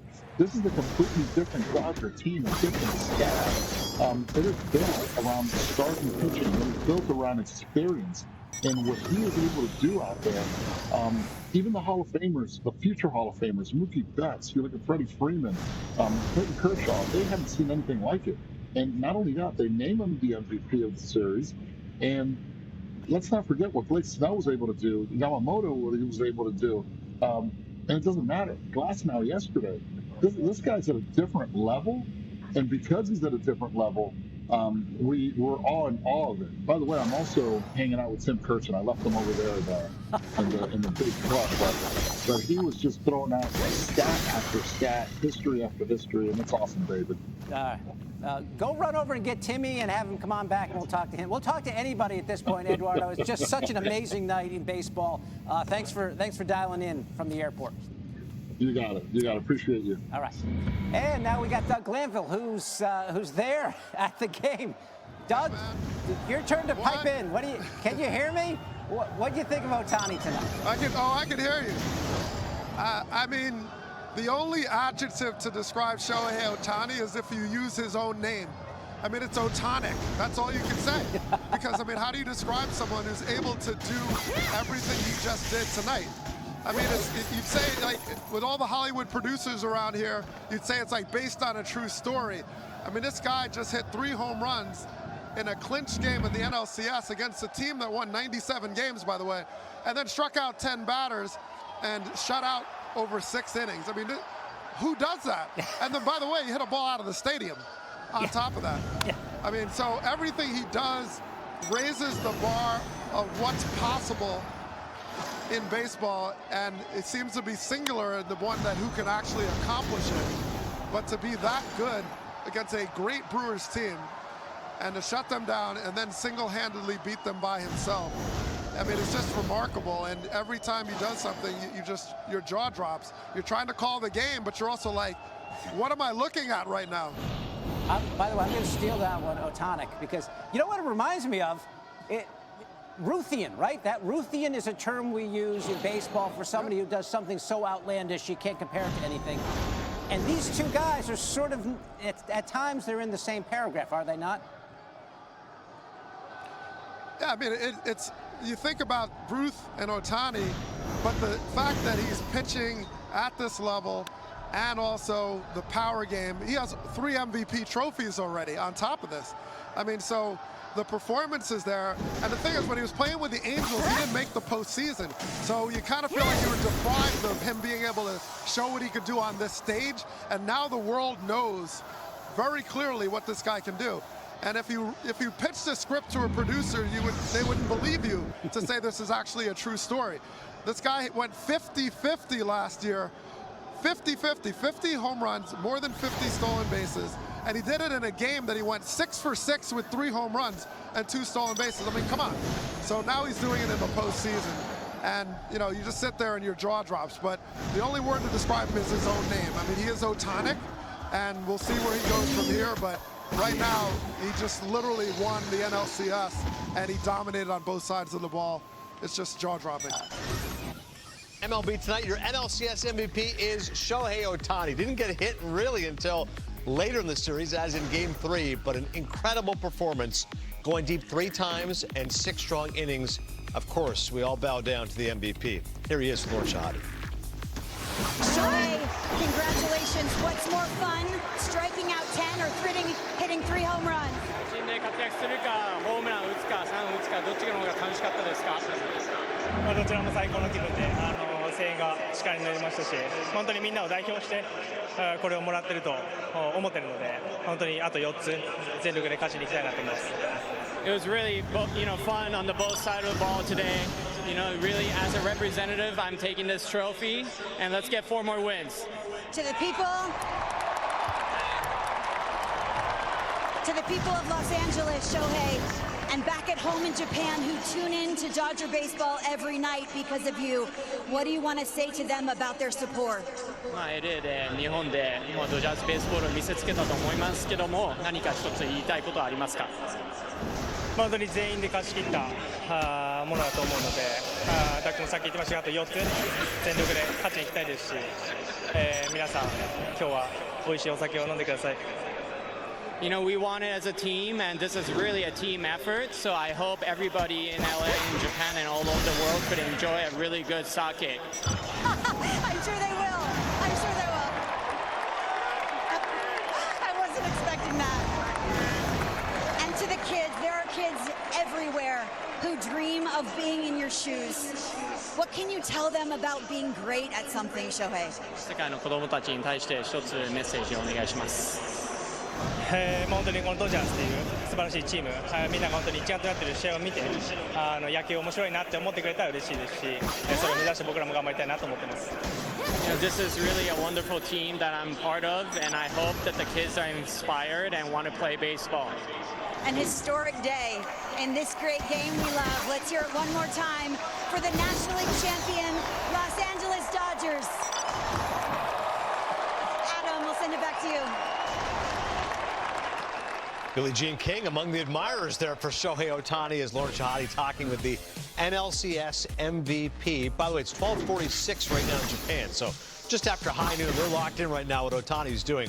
The hardest hit home runs this postseason, 117.7 off the bat, NL Wildcard Series Game 1, his 3 home runs tonight. Only Schwarber's on this list.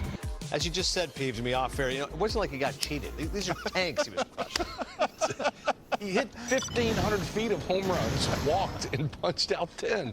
I don't know. And look, I told you they were going to party tonight. Oh, yeah. Shohei's already telling the people, get you some sake. Ready for that soccer?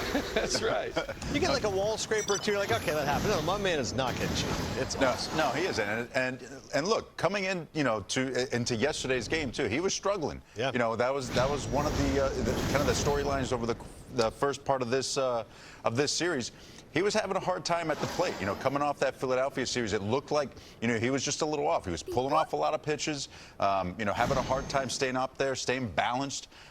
You know, in his approach, we saw him hit batting practice for the first time all year on Wednesday outside, just to try to get a different feel, try to, you know, find that rhythm again.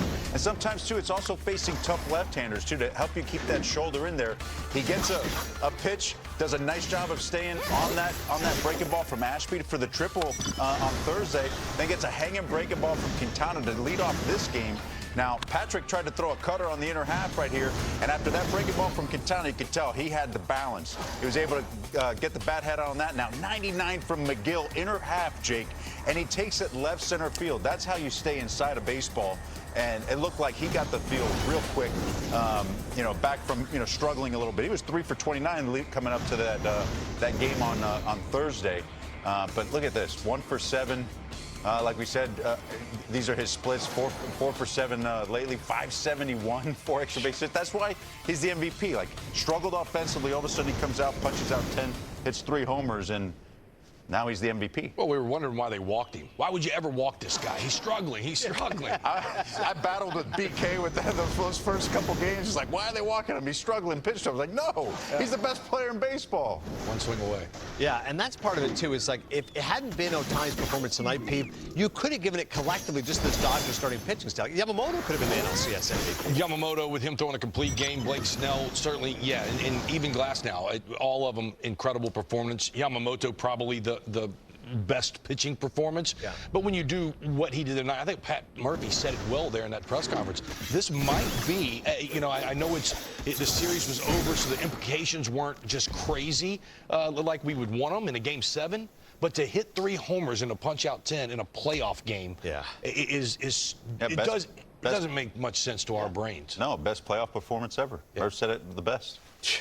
Here's Blake Snell with Lauren Shahadi. Blake Snell, congratulations to the World Series. You go, how much of coming to Los Angeles was you getting the opportunity to do this? Yeah, this is everything. So this is why I came here, and now we're in the World Series, so I can't wait to prove to myself what I can do there. I was watching that game thinking, what am I witnessing? What were you thinking? Just pitching, hitter by hitter and pitch by pitch, and just happy we could win. What impressed you more, the 3 home runs or the 10 strikeouts for Shohei? 3 home runs. Yeah? That was crazy. Can you do that? I can't do that. But you can pitch a gem, and you did it in game 1. How does the staff feed off each other? Yeah, we just keep pushing each other, and I mean, we're pitching really good, and we keep. I mean, it's like it's competition, but we don't really talk about it. We just go out and see how good we can do. Congratulations, enjoy it, Blake. Thank you, appreciate it. All right, thank you very much, Lauren. This Dodgers starting pitching staff, I mean, 2 earned runs for 28 2/3. Snell gets the ball rolling. Yamamoto complete game, first one we'd seen in a while. Glass now 5 2/3. By comparison, not as strong as the rest of these guys. Though Ohtani, 6 innings, did not give up a single run, 10 strikeouts and 3 walks. We often talk about the fact that hitting is contagious, Pete, but so is pitching. You know what that's like. When one guy gets the ball, I'm going to keep the chain moving. There's ego with this. There's confidence with this. Nobody wants to drop that ball, and they didn't. Other than Blake Snell, pitchers can do exactly what you're talking about. Something can get contagious, just as hitting anything in baseball is. When you get in a funk, you can be in a funk. But what also happens when guys go out there who are right-handed, back to back to back, and I said this for Bieber showing Scherzer a lot of what to do. You can sequence a lot like this and just play with it little by little. But if guys struggled the night before, if you come back and do a lot of the same, just a touch different. So I think that happened too. When you see a game plan work, you go out there for more. The other thing I think about too is Will Smith back behind the plate. Great point. Because I mean, one thing is like managing like this staff, not just the starters and the bullpen, but like, you know, coming up with game plans with all these guys, being able to execute, have the ability to adjust off of that, be creative with the game plans, because all their guys have such elite stuff, not just on the fastball, but great secondary pitches.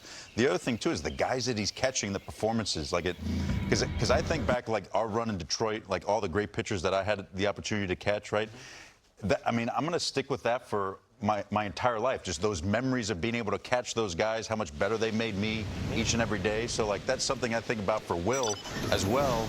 Yeah, they're on a great run. They're in the World Series again. But like when his career's all said and done, he's gonna be able to look back on that and be like, damn, I was part of history right there. Job well done, but that's got to be a heyday. I mean, look, could you imagine being back there? Like, I got 4 options with most of these guys. I know you've been out there with guys not like this going, what do I call next to get this guy out? Exact opposites happen. He is doing a fabulous job. It's a great point to what Pete was saying as well with that.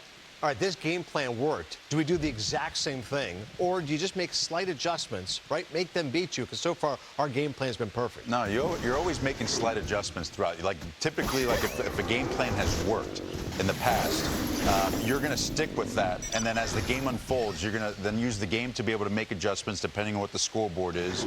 But then also, how the pitcher's feeling in that particular moment, how those pitchers are reacting compared to the last time, he threw against those guys, even just the last time your pitcher started the game. So you're always making those adjustments based on feel, based on game situation, based on the scoreboard, based on who's available. So those things are coming into play. So there's always adjustments being made, but a lot of times it's based off of success you've already had. Yeah, LA Dodgers certainly enjoying a lot of success now. Back in the World Series, trying to be the first back-to-back winners since the New York Yankees, of course, back in '99 and 2000. The celebration continues for Dave Roberts and the Dodgers.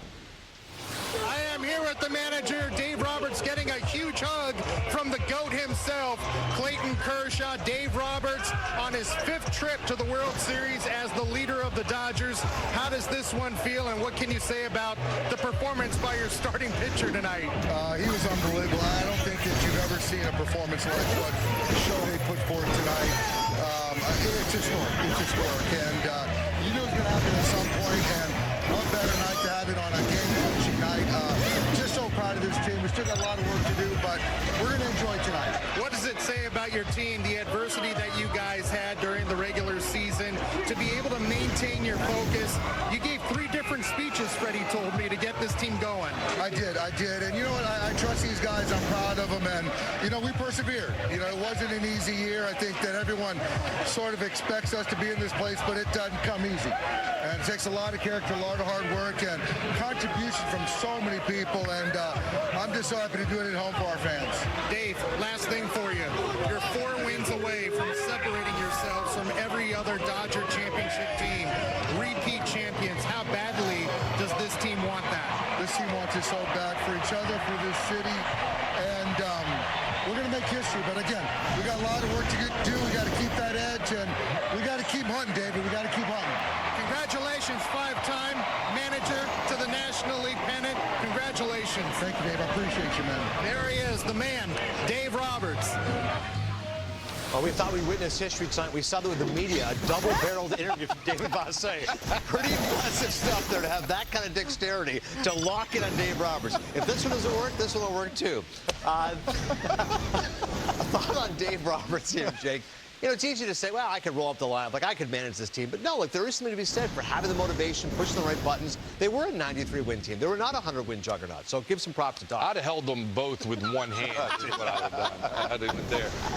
Dave Roberts was a teammate of mine in San Diego, and I don't know that I played with a better human being. I got to know Dave's family very well, his parents.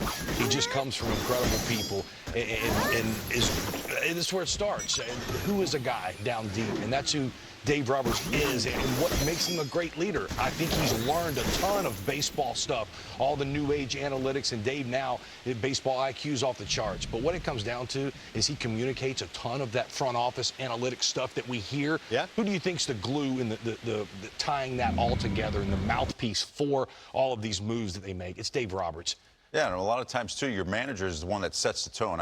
You typically have a lot of strong leaders, or you want a lot of strong leaders in that clubhouse from the player side to be able to hold each other accountable. But that tone is set by the manager. Yeah. And, you know, I thought that interview was great, talking about, like, the season, where there were several times throughout the season where Doc had to motivate his team, you know, like to kind of snap them out of it as far as like, hey, we can't get complacent here. That's a veteran-laden team, too. Absolutely, and that's going to happen with anybody, too, especially a team that is expecting that they're going to be at this point. Sometimes you can kind of, you know, sit back and wait for it to happen as opposed to making it happen. Mm-hmm. And, you know, throughout the year, there were times where there was in the media in certain interviews or, you know, team meetings, stuff like that, to make sure those guys didn't get complacent. And yes, they might be the most talented team, but like he said, you have to do it. You can't just wait for it to happen. Yeah, 9th manager now with 5 pennants is a heck. He kept the wheels on that train because down the stretch, those starters were doing that, and the bullpen was blowing it every night. Yeah.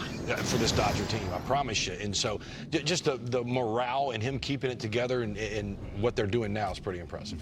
You heard Dave Roberts saying he gave like 3 different locker room speeches. Let's give a little taste of that right now. We talked about the focus, making winning the World Series the most important thing for each one of us in our family. It started spring training. It's going to end with 4 more wins. Keep the edge. Let's stay on the hunt, guys.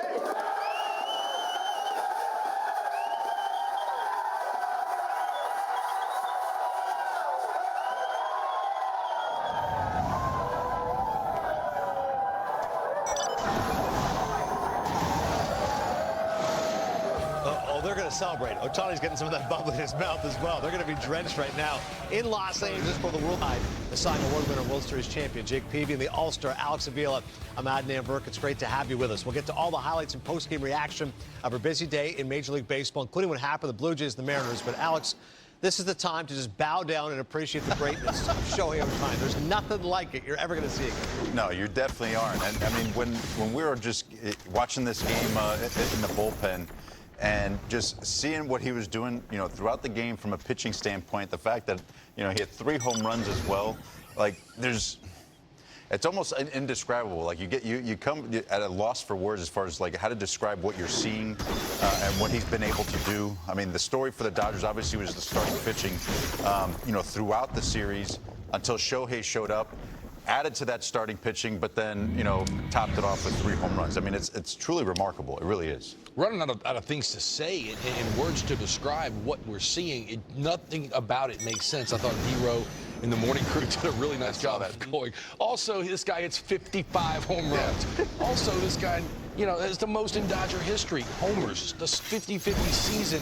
To go out and do that on the offensive side of the ball, and then when you watch what me and Alex are watching and critiquing it at a very high level, he's just the best of the best. There's nothing else you can say.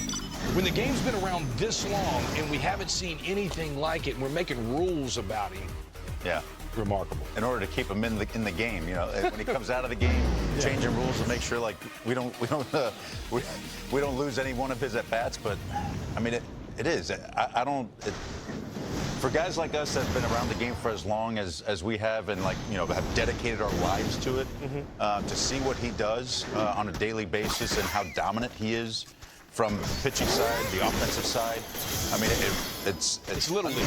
It's what happens in Little League. Once you get above Little League, this doesn't happen. Yeah. It's truly, he's playing Little League at the big league level. And it's a fun conversation to say the greatest players of all time. Like, Pete, you've seen Barry Bonds, you've seen Roger Clemens. He's just about almost that guy in the box. Yeah. You know, when you're talking about setting Dodger record, this Dodger history's deep. Yeah. Talking Sean Green and Piazza and Eric Karros or some of the names I faced. They never did what this guy did. Yeah. And then he's #1 starter for anybody's team. You go put him on anybody's team, he's starting opening day next year. Conversely, for the Milwaukee Brewers, I mean, they just ran into a buzzsaw, Alex. I mean, I feel for them. It's a great fan base. They love baseball there in Wisconsin. They thought this would be their best chance to get back to the World Series since 1982. Just couldn't score enough runs. I mean, 4 runs, that's it. No, the issue with the Brewers this whole series was the offense. I thought, their pitching hung in there as kind of depleted as they were, and how Murph had to kind of mix and match throughout the series between his starters and relievers and openers. They did a good job. They kind of did what they were supposed to do to keep themselves in the games. But the Dodgers starting pitching and even their bullpen, you got to give credit to their bullpen too. The innings they did pitch, they came up big and pitched really well. They ran into a pitching staff that is firing on all cylinders. They're hot at the right time. They're healthy at the right time, and executing as well as they have all season long. And Murph said it best. A couple days ago. They can bring out the worst in you. And when you're facing a team as talented as the Dodgers from a pitching perspective, they can make any good offensive team look like the Brewers. In 4 games. And it's a tough way to go out because, the Brewers, they had a tremendous season, 97 wins, and their offense was definitely not as bad as we saw in the last 4 games. And that's a tough pill to swallow. The only time that we thought the Brewers had a chance in these 4 games that we watched were when one of the 4 starters that started the game were out of the game. Yeah. Now, at any point in time when these 4 starters were out there doing their thing, just as a baseball player, that wins. For the most part, you're not going to string together innings. You might can clip these guys, but you're not going to do it when they're executing at the level that they are. The interesting part about it, too, Adnan, is the fact that this Brewers lineup, is the type of lineup that you'd expect to have success in the playoffs because of their ability to work the count, make contact, not strike out, play athletic baseball, where, typically if you have a lineup that has mostly like kind of power hitters throughout, guys that swing and miss, those are the pitchable lineups, especially in the postseason. This lineup you would think would have a little bit more success, but the Dodgers, they just executed that well. And you had a couple guys from the Brewers just couldn't able to find any sort of rhythm. They weren't able to have that moment like we saw in the ALCS with Jimenez in Toronto to kind of get their offense rolling. And that was kind of the name of the game for the Brewers this series. One of the fears for the Brewers, Pete, was the fact they don't hit enough home runs. They hit 1 home run this series, Ohtani tonight. Nobody was going to hit home runs. I hate Nobody keep was. bringing it back to the pitching, but that is just what it is. We hear good pitching beats good hitting. That is what we've seen. And these guys are the best we have in the game. These 4 starters are all under monster contracts. This guy right here, $700 million. He should have got $1 billion. To do what this man is doing, and you can imagine what the country of Japan is thinking right now, God. And how proud they must be, and then watching their countrymen close it out. It's just truly remarkable. I feel bad for the Brewers because they look so overmatched, but again, that's what we thought kind of coming into the series. Yeah, Ohtani and the Dodgers saying sayonara to the Milwaukee Brewers. Here's Freddie Freeman as we say hello alongside Lauren Shahadi. Freddie, it never gets old, does it? How does a group full of super-duper stars play so much for each other? Oh, man, that was special. We've just been playing really good baseball for a while now, and the inevitable kind of happened today, Shohei. Oh, my God, I'm still speechless. I watched you after that 3rd home run, and you mouthed the words, what the? Is he a human? Who is there?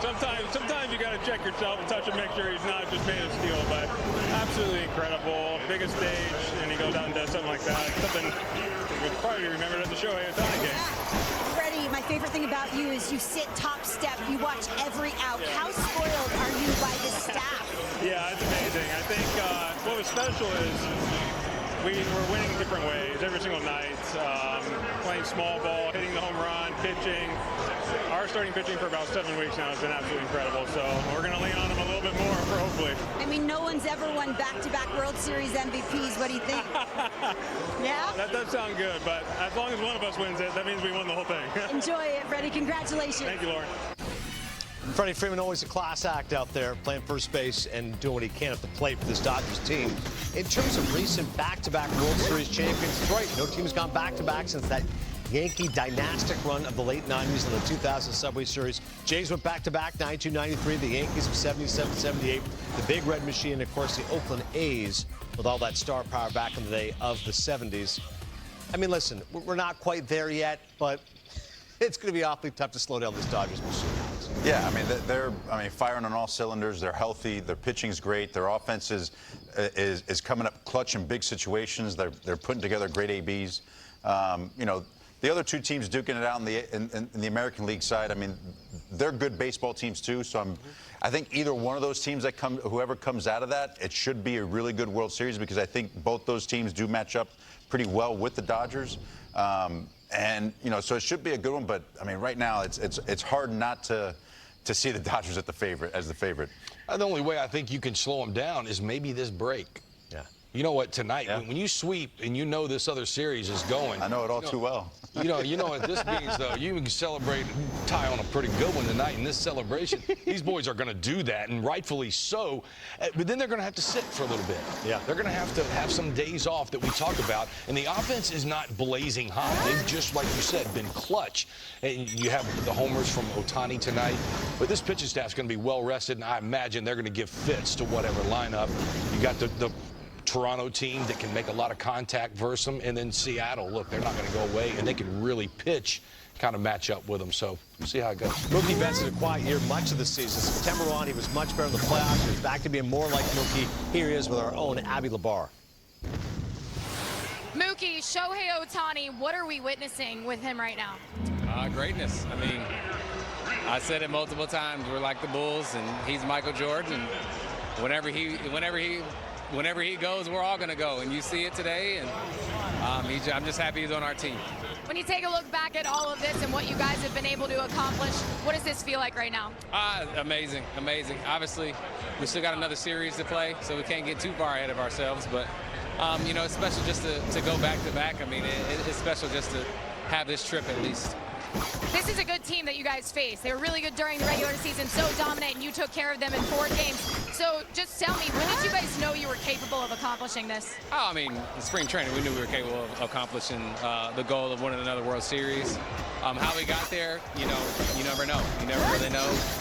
But we knew we were going to do it, and, you know, now we're 1 step away. Congrats. Go celebrate. By the way, if Ohtani's Michael Jordan, who's Scottie Pippen? We'll discuss that later on. I don't know who Dennis Rodman is. Yeah, that's a better question, Pete. For the Dodgers, 23rd National League pennant in franchise history, 5th in the last 9 seasons. As I mentioned off the top, the first defending champion to return to the World Series since '09. And give it up for Doc. That's right, Dave Roberts has 65 postseason wins as a manager. On this date in '04, Kevin Millard drew a free pass. Dave Roberts stole a base, kicking off the greatest comeback in sports history, by the way, as the Red Sox ride from down 0-3. All right, Ohtani, the offense we can get to in a second, but pitching-wise, this was just masterful stuff. You're up 3-0, Pete, and some people say we don't even need Ohtani, but why not go out there? He was dominant once again. Oh, you had to have him out here. I think it was nice that they pushed him back to give him tomorrow now off and give him that option. But when you have this option as a Game 4 starter, you're feeling pretty good about your chances. Let's go to a tape, and I'll show you just the arsenal. We heard it all day that it's continued to evolve. He came over, and he had the fastball slit slider. But here you see the fastball right off the chute today, up at 100 miles an hour, 98 to 100. This is as good of a fastball as we have in the league today. Ooh, that ball's cutting it, you know. And here's the breaking balls. Watch the different shapes. They're big, they're small, they're 86. There's the split. Righties and lefties, watching him throw this split today, and it become a 4th weapon alongside the curveball. You just don't know what's coming. Oh, by the way, guys, he did this not once, not twice, 3 times. The guy that you just watched throwing 100 miles an hour with every shape imaginable, punching out 10, hit 3 home runs in his own start to finish off a perfect night. 3 for 3 with a walk. It is, as you say, what you see in Little League. Like, your best player is your pitcher, and he's your number 3 hitter. Like, that's like what Ohtani's doing here. In terms of his performance, 6 innings, 3 hits, 3 runs in the NLDS game. You're not going to do better than that. I'll go 10 strikeouts on 100 pitches, 2 hits, and 0 runs allowed. Got a feel for Pat Murphy, who's a good man. Certainly had a great season for the Brewers with 97 wins. Let's hear what the Brewers manager has to say after his team goes down a sweep against the Los Angeles Dodgers in the NLCS. They're trying to get back to the World Series, first time since 1982 when they were in the American League. Start with Paul here. Murph, obviously not the ending you wanted. I mean, what'd you say to the guys in there just about the season as a whole here? I mean, we've talked about being an inch from the top and an inch from the bottom, and you know, we faced a really, really talented team that played really, really good. We were part of tonight an iconic, you know, maybe the best individual performance ever in a postseason game. I don't think anybody can argue with that. Guy punches out 10 and hits 3 homers. I'm really proud of our team. I admire our team. Enough has been said. The narrative has been said many times, but you know, it came to an end tonight to a team that was not only talented, played great. And we've talked a lot about the pitching, and you just mentioned how many pitching performances they had in this series. What'd you make of your offense? Was it their pitching? Was it a little bit of everything? Just what'd you see from the offense over the 4 games? Since the beginning of time in baseball, when you have dominant pitching on the mound, throwing 98 to 100 every guy, and tremendous off-speed pitches, the command they showed. Will Smith deserves a ton of credit. Yeah. I said it was dominant pitching. If you want to say our offense, I think most offenses would struggle. Yeah. Go here in the front row, Sophia. Murph, when you think about this team and, you know, some of the performances you got from the young guys, right? Guys like Chad and Miz and Caleb. What do you want them to take away from this season and the experience of the DS and playing against a team like the Dodgers? Yeah, I mean, it's a great experience, but that's where you got to go. That's why the little things matter. That's all the things we harp on matter, because we don't have as big a margin of error when your team is not filled with the same amount of talent. So we learn a lot from it. We had a lot of young players. You mentioned Durbin, you know, Churrio's in his 2nd year. You know, he looked pretty comfortable the whole series. So it's, yeah, a lot of good things. Chad Patrick, Miz, a lot of guys stepped up. So excited about that for them. They have experienced this. They've seen it firsthand. They know how precious it is. You lead the league in wins, and you do some great things for the franchise, but still, you know, there's work to be done. So the emotional series in the Cubs is you guys have to know the Brewers-Cubs thing well. You have to have been part of it to understand how it really zapped a lot out of us emotionally, and then to have to come back and play right away. I think, and then we lose a 1-run game, and it just takes us off us. It took us off it a little bit, and then the pitching performances by the Dodgers, you know, basically put the hammer down. Questions? Back here to Paul. Murph, not a lot of free agents. I mean, this is pretty much the team you could run back with next year. How do you feel about that, and how much are you looking forward to getting another shot at it with largely the same group? Yeah, I mean, we'll see. You know, you say that, but that's not just how it always works. But right now, we just have to sit back and look at our health and make sure guys are getting healthy. Guys that need off-season procedures and things to get done can stay healthy. We give them a plan of attack going forward. And yeah, I mean, I love the guys. I love what they bring to the table. I love their possibilities going forward. But like every year, we'll look a little different for sure. Any more questions for Pat? Showtime. What a night. This is since 1900, okay?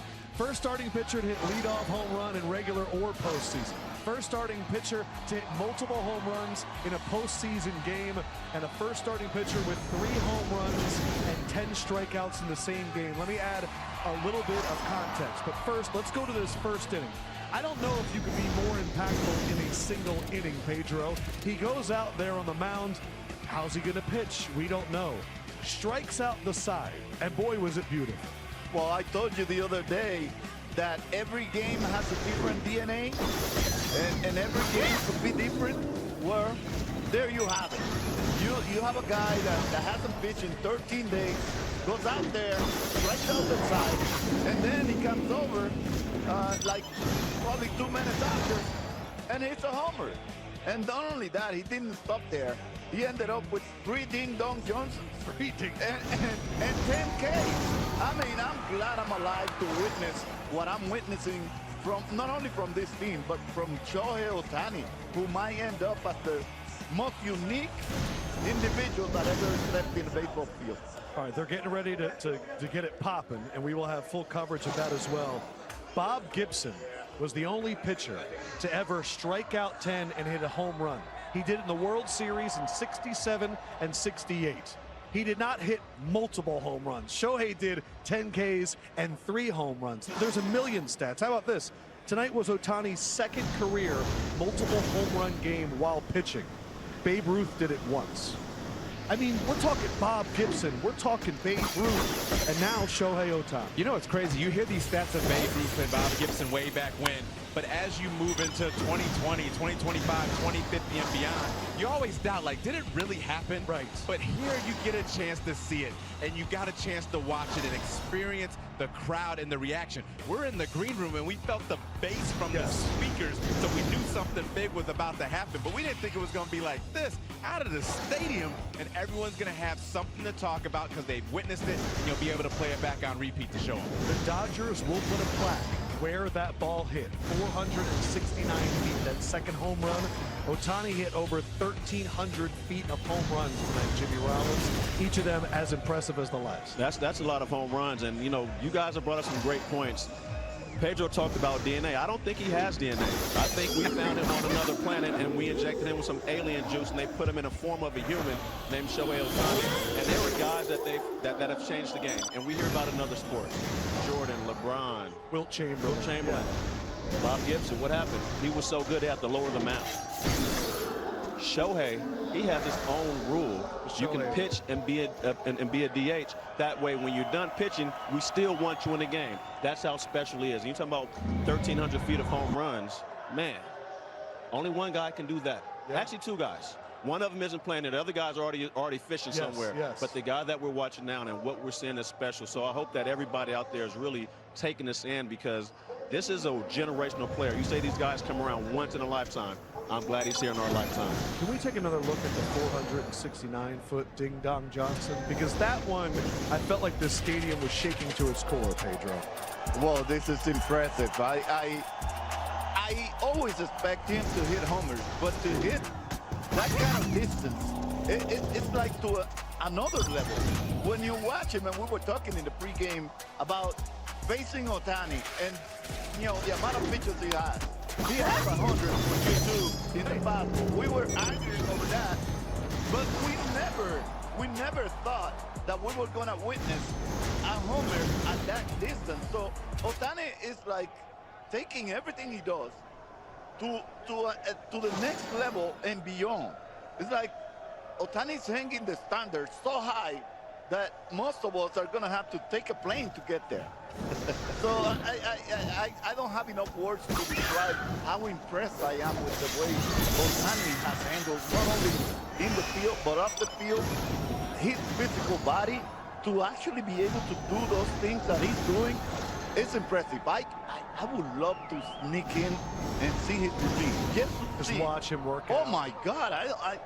It doesn't come across my mind how this guy probably prepared to do all these things that he does at such a high level. To see your former teammate leading this group of guys, Dave Roberts. full of pride, and I'm so grateful for him, and I'm so happy to see him do this. If there is someone that could probably tell you, I don't want to give anybody any lead or anything in this game, is Dave Roberts, because he became part of history, and he made us champions to all of us after 86 years waiting in Boston.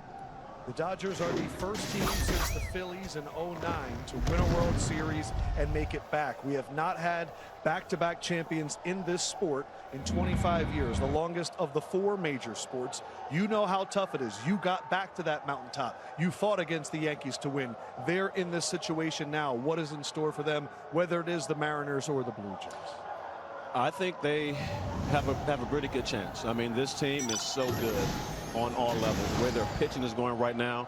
But when you get there, you're not thinking about, honestly, winning back-to-back, because you have to win game 1, and then game 2, and then a third, then a fourth. That's all you're really thinking about. And then when it's over, either you got the job done or you didn't. They're very prepared. We talked about it, I think, yesterday, how they are the best team. They know they're the best. They have the expectations of being the best. They seem to gloat with that. Like, we want to show you that we're the best right now, but we want you to talk about us when you talk about the greats, this run that we're on. When you mention the Yankees of the early 1900s and all those other generational teams in other sports, you have to talk about the Los Angeles Dodgers and what they're doing right now with this squad, with Shohei, the best player. And not only that, everybody else chips in. It's not like they just ride him off to the sunset. Everybody does something. And when you're getting that, it makes your better players great. And it's amazing to watch that this team has, we had Kershaw up here talking about the pitching, the bullpen, and this rotation. One of the things that's always a worry when you win this early, you're going to have some time off, and it could possibly cool the bats off. Even if it does, that pitching staff and that rotation, that's one of the things that typically doesn't calm down. And when you can run 4 arms out there the way that they can do multiple times, and they were even mentioning that Ohtani could come out of relief if this series would have extended, or definitely expect him to do that in the World Series. I mean, they have weapons upon weapons upon weapons. And remember, offensively, they really hadn't clicked much of this series until tonight. And tonight, the top 3 of the lineup, the top 4 of the lineup got it going. Prior to that, it was the bottom 4 or 5 of the lineup. So even if the offense gets a little cool, like you can sometimes see with a lot of time off, those arms are going to step up in a big way. Ohtani came into this game batting 2 for 11 in the series. Pitching-wise, the starters, a .63 for the series. 4th lowest in any series since ER became an official stat in 1912. I also want to say this. Ohtani took batting practice, and since then he had a triple in his first at bat. He did this today, and he was hitting home runs out of the park, the same area. I'm wondering if the visualization played a key, but I just want you guys are all some of the best teammates in major leagues. This is the batting practice. Could this have woken this man? Is this maybe the key to what we saw tonight? For sure. We talked about, how much he hits in the cage. He doesn't go out there, and I think that's part of his preservation. He can't go out there and exert himself every day. He has to keep something in the tank because he does both sides. But when you go out there and you see the ball leave the ballpark, not just hit the top of a cage, like, okay, that's what it feels like. When I pull the ball, this is what it feels like. When I go oppo, this is what it feels like. In a cage, that may feel good. You come out here and it's just a fly ball to the warning track. Seeing the ball go out the yard not only builds your confidence, but it gives you something to feel. When you hit the ball, there's something that happens in your body. Your DNA wakes up and is like, oh, here we go. And I said it this last series. Sometimes it takes one swing, and it doesn't have to be a hit. It can be a foul ball, and everything lines up. And we saw it line up pretty well these last 2 nights. Kershaw's shirt is off. All right. They barely wear pants. They barely wear pants. And nobody more deserving than Clayton Kershaw. But it's intriguing to me. As we were watching how Ohtani evolved into his game today. Okay. It was like a pretty sneaky routine. We didn't get to see so much more of his routine, but it seemed to be working exactly how he executed today. And it's really nice to see that he was able to kind of block the bad moments that he was having and put it all together within 3 days to actually come over today and just grab the MVP, pretty much single-handedly win the game by himself. It is amazing. That's why I think it's so intriguing to see how Ohtani prepares, because everything he did seemed to come into play today, including that hitting BP outside. He never asked for that, and he did it. So he probably knows himself even better than people have seen. I think what's pretty special, too, is he's on the podium with Shahadi. This is about my team. He gets up there, we're watching him celebrate in the locker room. He's the one going up to other guys and pouring the beers over their head. He never seems like he's too big for the game, even though he is the biggest in the game. Well, he definitely wanted to make sure everybody has some sake, too, you know? You got to make sure everybody's enjoying that. But Mookie said something amazing yesterday. Our Michael Jordan has not been going. And the fact that everybody on their team look at him that way, everybody in the stadium looks at him that way. You walk throughout the concourse, it's Ohtani jersey after Ohtani jersey after Ohtani jersey. And to be able to put all that aside when everyone's wanting you to get a big hit and you're starting to get through a little bit of a slump, you figure something out, and the next thing you know, you get it going on the biggest stage to send your team to the World Series. He needs to do 2 shots of sake tonight to celebrate. We thought it was 2. He's going to have to do 3. Oh, that's right. We got to get 3 shots of sake. Oh, you're leaving me out. No, just Shohei. We are taking 4 each. Oh, okay. We'll do the 3. Pedro, he gets the one for the strike. Pedro, you know what we got for you, brother. Yeah. Tito! No, Tito. And remember, Ohtani said everybody should have a good sake.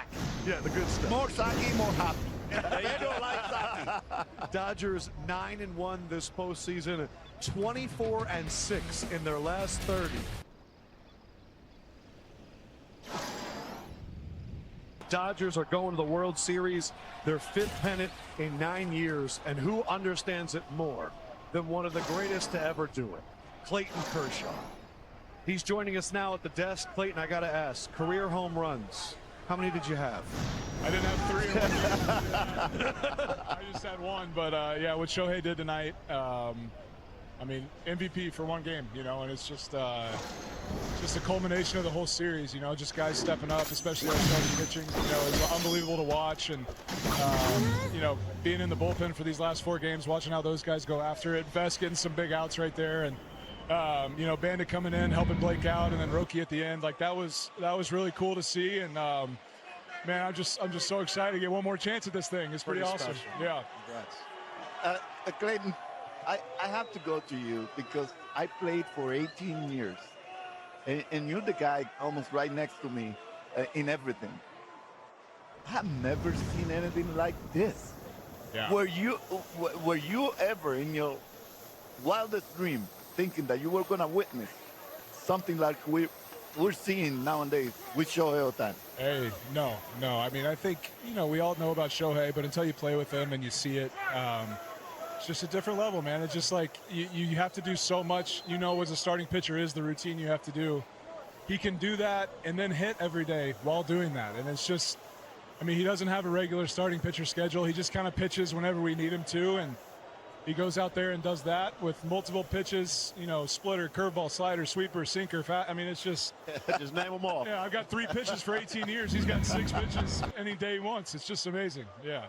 Kirsch, not too long ago, you know, you announced your retirement. You got to make your last start here at Dodger Stadium. And now you're here with a chance to go out on top.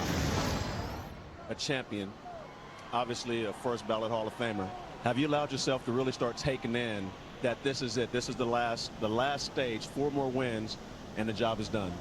I'm just so grateful, man. It's just been an unbelievable ride this last few weeks, and just to be a part of this team. Like, yes, you know, it's I've tried to take it in as best I can, but at the end of the day, I'm just so happy to be a part of it. It's so fun. This group of guys is awesome. We have a blast, and we're playing so good. And whether I get to pitch or not, I'm just so glad to be a part of it right now. It's so fun. But even if you're not pitching, with the bullpen up there, what's been your message to everybody? You're the veteran. You're the experienced one over here. This is an old team, but at the same time, it's a wise team. And now to see listening to you.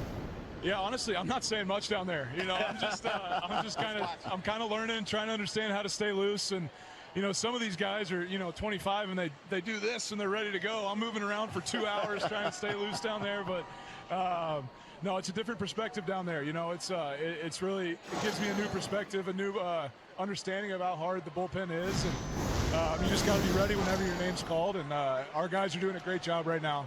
It's fun to watch. If there's one thing I know, you barely want to wear that hat or those pants, so go celebrate. That's right. It's time, baby. It's time to take it all off for the Thank you. And we're now joined by a reigning World Series MVP. Have you had your sake yet? I have not had sake yet, but I've had wine. Yes, nice.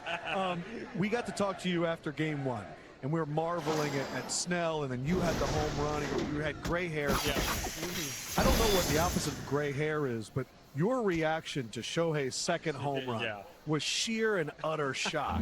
Have you processed it yet? No, I'm still kind of speechless. The man just struck out 10 guys and hit 3 home runs in the same game. It's this is you right here. Yeah, it said 469 feet. I think it just ran out of space to. Right. I think it just hit something that far away. It's just incredible. It's I kind of said it in there. The inevitable happened. He was going to break out at some point. When you saw him taking BP the other day, the first 2 rounds, it was a little pull-happy hooking balls, and by the 3rd, 4th, 5th round, it was launching balls in center field. The triple yesterday, I think, got his confidence going, and then obviously he's just so locked in with pitching that I think it just everything, the uniform came out. Yeah. Freddie, I have to ask, now that you guys won, are you guys concerned about having to wait a little bit, or would you guys like to just see it go right now? I mean, we obviously, as baseball players, we like to play every day. We kind of scratched that last year with having the week off, and then we won the World Series. So we know how to prepare. We know we got a bunch of veteran guys on this team. We got a couple guys that are banged up that could use the rest.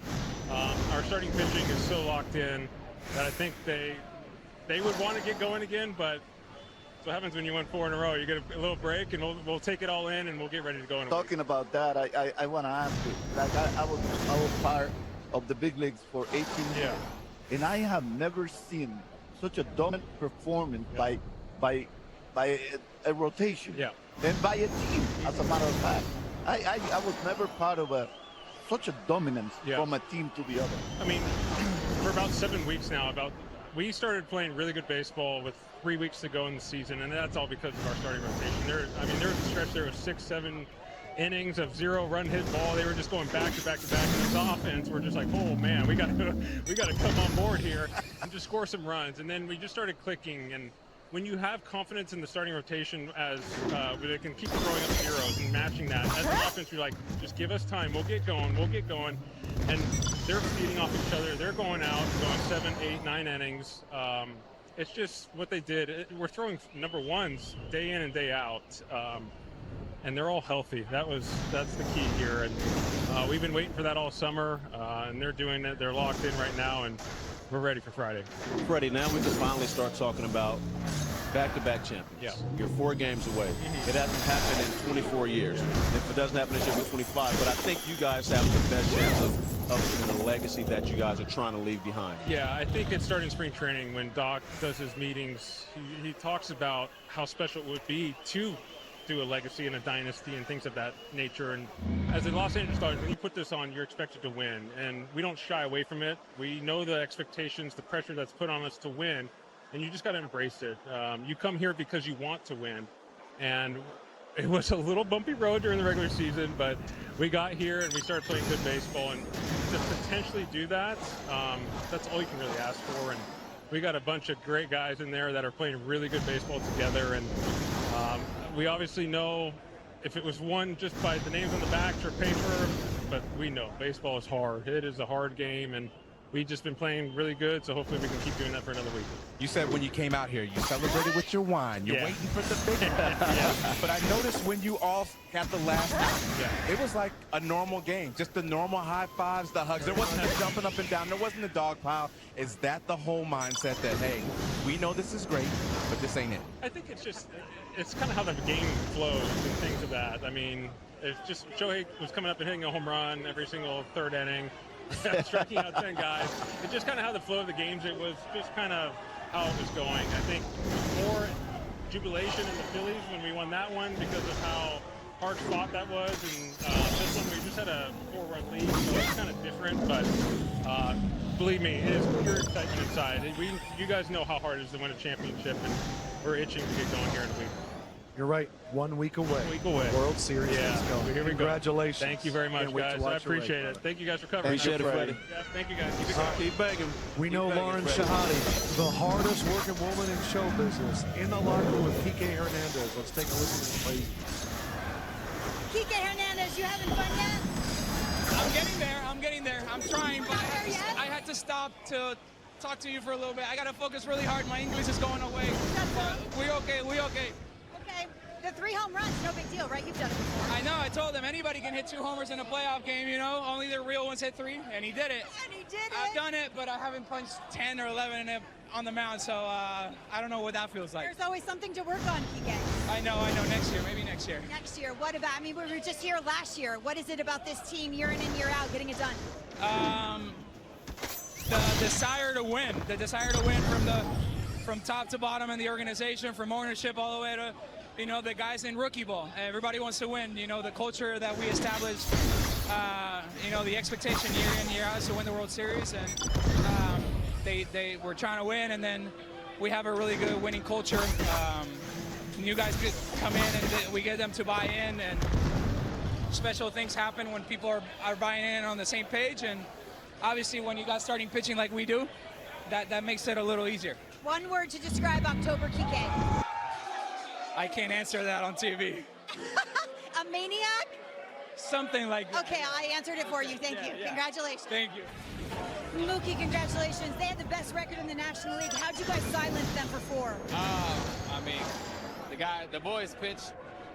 We had some timely hits. We kind of did it all. And for the first 3 games, we all did, and then the last game, Shohei did it by himself. So it's always good to have him take over a game. Mookie, not every super duper star says you need a shortstop. I'll move for the good of the team. What was it about this team that makes you say whatever it takes to win? Most defensive runs saved at that position this year for you. Yeah, it's really easy. With these guys in here, it's really easy. I mean, when you want to win, you'll kind of do whatever. And then when you got the boys support you so much in so many different ways, it just makes it easy to do what it takes to win, because you know they'll do it for you. And Dave Roberts, you say you'll follow him wherever. What is it about that friendship, that bond between you two? I can't explain it. I really can't explain it. It's just something that from the first day I came, I mean, it's just, there's like this love, and we both want to win. We got a lot of things in common, and I mean, it's just, it's so hard to explain. It's like a mentor, a father, all of it, coach, everything for us. Enjoy it. Congratulations. Thank you.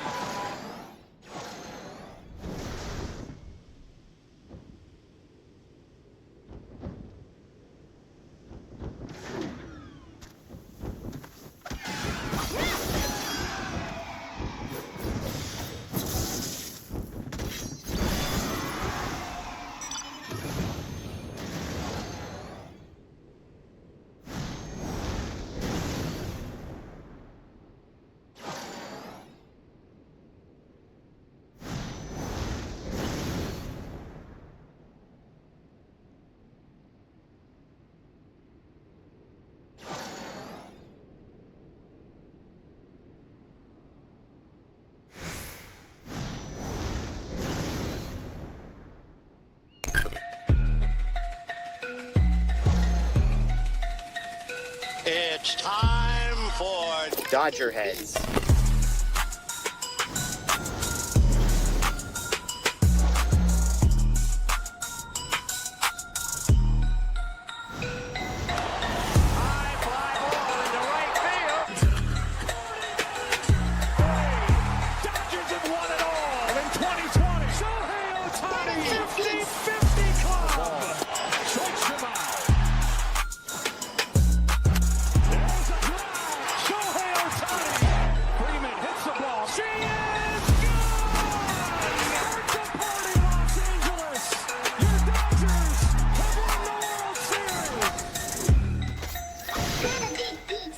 What's up, everybody? Welcome into Dodger Heads Live, presented by DodgerBlue.com, part of the Medium Large Sports Network. My name is Jeff Spiegel.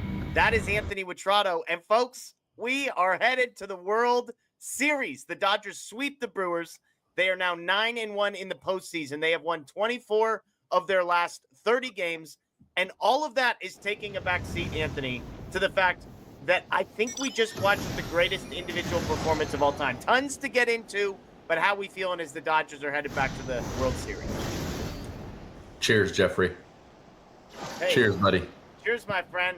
This is not the original Broomy, our guy Daniel Starkins on the Lakers beat tonight, but we got the Spiegel family brew, and we're sweeping the crap out of the Brewers tonight. You're celebrating over there.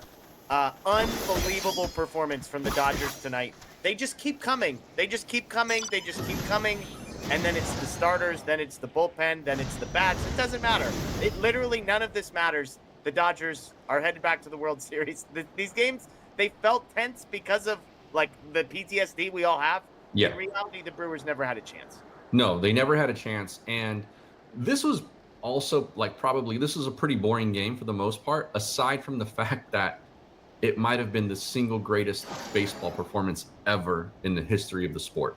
Absolutely. And I'm going to ask you that specific question here in just a little bit, because what Shohei Ohtani did tonight literally went from, we have comments on the video that you and I recorded less than 24 hours ago saying Ohtani needs to be moved down in the order. Ohtani is in a slump. He needs to stop leaning. He's swinging away, blah, blah. He's going to win the NLCS MVP. I don't know if it's been made official, but like what he did tonight, it shouldn't even be close. See, I mean, he had the most home runs of any Dodgers player. He did it in one game, didn't need all four, and was as dominant on the mound just about as the first two guys were. And so the fact that he could go from as down bad as he was last night to NLCS MVP over the course of 3 hours of baseball tells you everything you need to know about what the man did tonight. Yeah, for sure. Like we've been saying, you know, whenever the question gets asked, are you worried about Shohei? Are you worried about Shohei? The answer is no, because you know he's out of these kinds of funks in one swing. Yeah. We've seen it happen for 2 years now. And you know, we didn't know when it was going to come because he looked bad. He has looked bad. The bats in this series were better than they were against the Phillies, but he has not looked great. Yeah. And that all changed immediately tonight. You know, whatever it was that he did differently. I mean, first of all, the obvious thing is he stopped flying off the ball, even from left-handed pitching. And this guy leaves you in absolute awe on a regular basis. And tonight, for a pretty ho-hum victory where the Brewers never really had a chance and that you knew the Dodgers were going to win this series at some point, he found a way to turn in an absolutely dazzling night in baseball history. Absolutely. As always, we appreciate folks joining us live on Facebook, on YouTube, on Twitter, those listening after the fact via Apple, Spotify, podcasts. We appreciate all of you. We got tons of super chats building. The Dodgers, again, they sweep the Milwaukee Brewers. It is Friday night. The Dodgers will not play another baseball game for 7 days. Next Friday will be game 1 of the World Series. The Mariners now have a 3-2 lead over the Toronto Blue Jays, but that series is headed back to Toronto. So game 6 will be on Sunday. Ohtani's final line in this one, Anthony, on the mound, 6 innings, no earned runs, 10 strikeouts. At the plate, 3 for 3, 3 home runs, also a walk, just for good measure. And even like writing out 3 home runs doesn't do justice to the fact that the first one nearly made it out of the bleachers. The second one made it out of the bleachers. And then the third one was to dead center and was only 430 feet away, Anthony. Like there's a number of stats, and I'm not entirely sure if it's 11 or if it's 13, but we'll just use the bigger number. 13 players in the history of baseball have hit 3 home runs in a postseason game. I'm going to repeat that. 13 players ever have hit 3 home runs in a postseason baseball game. Shohei Ohtani did that in game 4 of the NLCS while throwing a 6-inning shutout and striking out 10. That is, there are no words to describe that. And so it begs the obvious question, Anthony. Was this the greatest individual performance ever in Major League Baseball? I'm struggling to think of a better one. Yeah. You know, certain things come to mind. Don Larson and his perfect game, but he needed someone else to drive in a run so he could actually win it. It's a great point. Reggie Jackson, Albert Pujols, Pablo Sandoval. 3 homer games. But none of those guys got one single out off the mound. Yeah. Yeah. And when he hit the third one, immediately I thought, well, my first thought was, he's won the MVP in a single game. Yeah, I had it after the second. It was the MVP was a wrap after the second home run, as far as I was. Yeah, and you're probably right. That's probably the correct take. But I think he just cemented it with that third one. And then about 30 seconds later, I started thinking,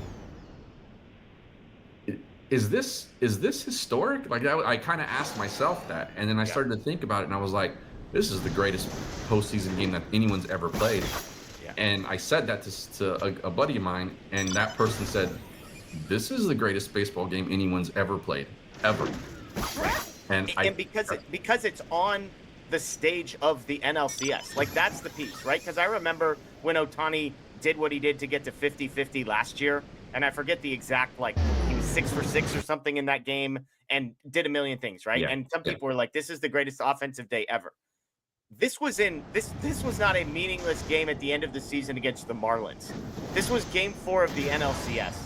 And it's the 6th, not good, not like great, unbelievably elite innings on the mound. There was through 6 innings, he had more home runs than he had allowed hits. Through 6 innings, he had more home runs than he allowed hits. Falters a little bit in the 7th, comes out, but like, given the context, it's hard for me to say this is better than a perfect game in the World Series, which is what we're talking about when we talk about with Larson. And yet, I think you make the compelling point. Ohtani literally won this game nearly by himself. Now, we needed 9 outs from the bullpen, so maybe that's the counter argument too. Don Larson didn't score the runs himself. But, man, oh man, for a guy to be as dominant offensively with 3 home runs and as dominant on the mound, it's never been done, period. And so to try and compare these things apples to apples is the impossible part. It is impossible. You're very right. But there's not any player in history, including Babe Ruth, who even had the ability to do both of those things. Yeah. There's no player who was going to show up to a game like this, throw 6 shutout innings, be at the top of his game in that aspect of it, and then also hit 3 home runs in that same game. Yeah. I think it's hard for us to comprehend because there's never been a player who anyone has even thought could possibly think about doing that until this guy. Right. And it's why he's going to be the greatest player ever when it's all said and done, if he's not that already. And it's why, like, I continue to struggle to think of like a better single game performance than we just saw tonight from this guy. Yeah, absolutely. We got a huge super chat here from Keon, who says 10 strikeouts and 3 home runs in Dodger Stadium. He genuinely is Captain Dodgers. That is absolutely right. I mean, what he did tonight, and again, like, it will be forgotten to history, the context of this, Anthony, but the fact that he did this on this night following what he has gone through personally at the plate over the last week is kind of what makes this the funniest part. Yeah. Like, it's not like, oh, he's already been on a tear or he's been good but close, but it's like he has been genuinely terrible at the plate for the last 2 weeks.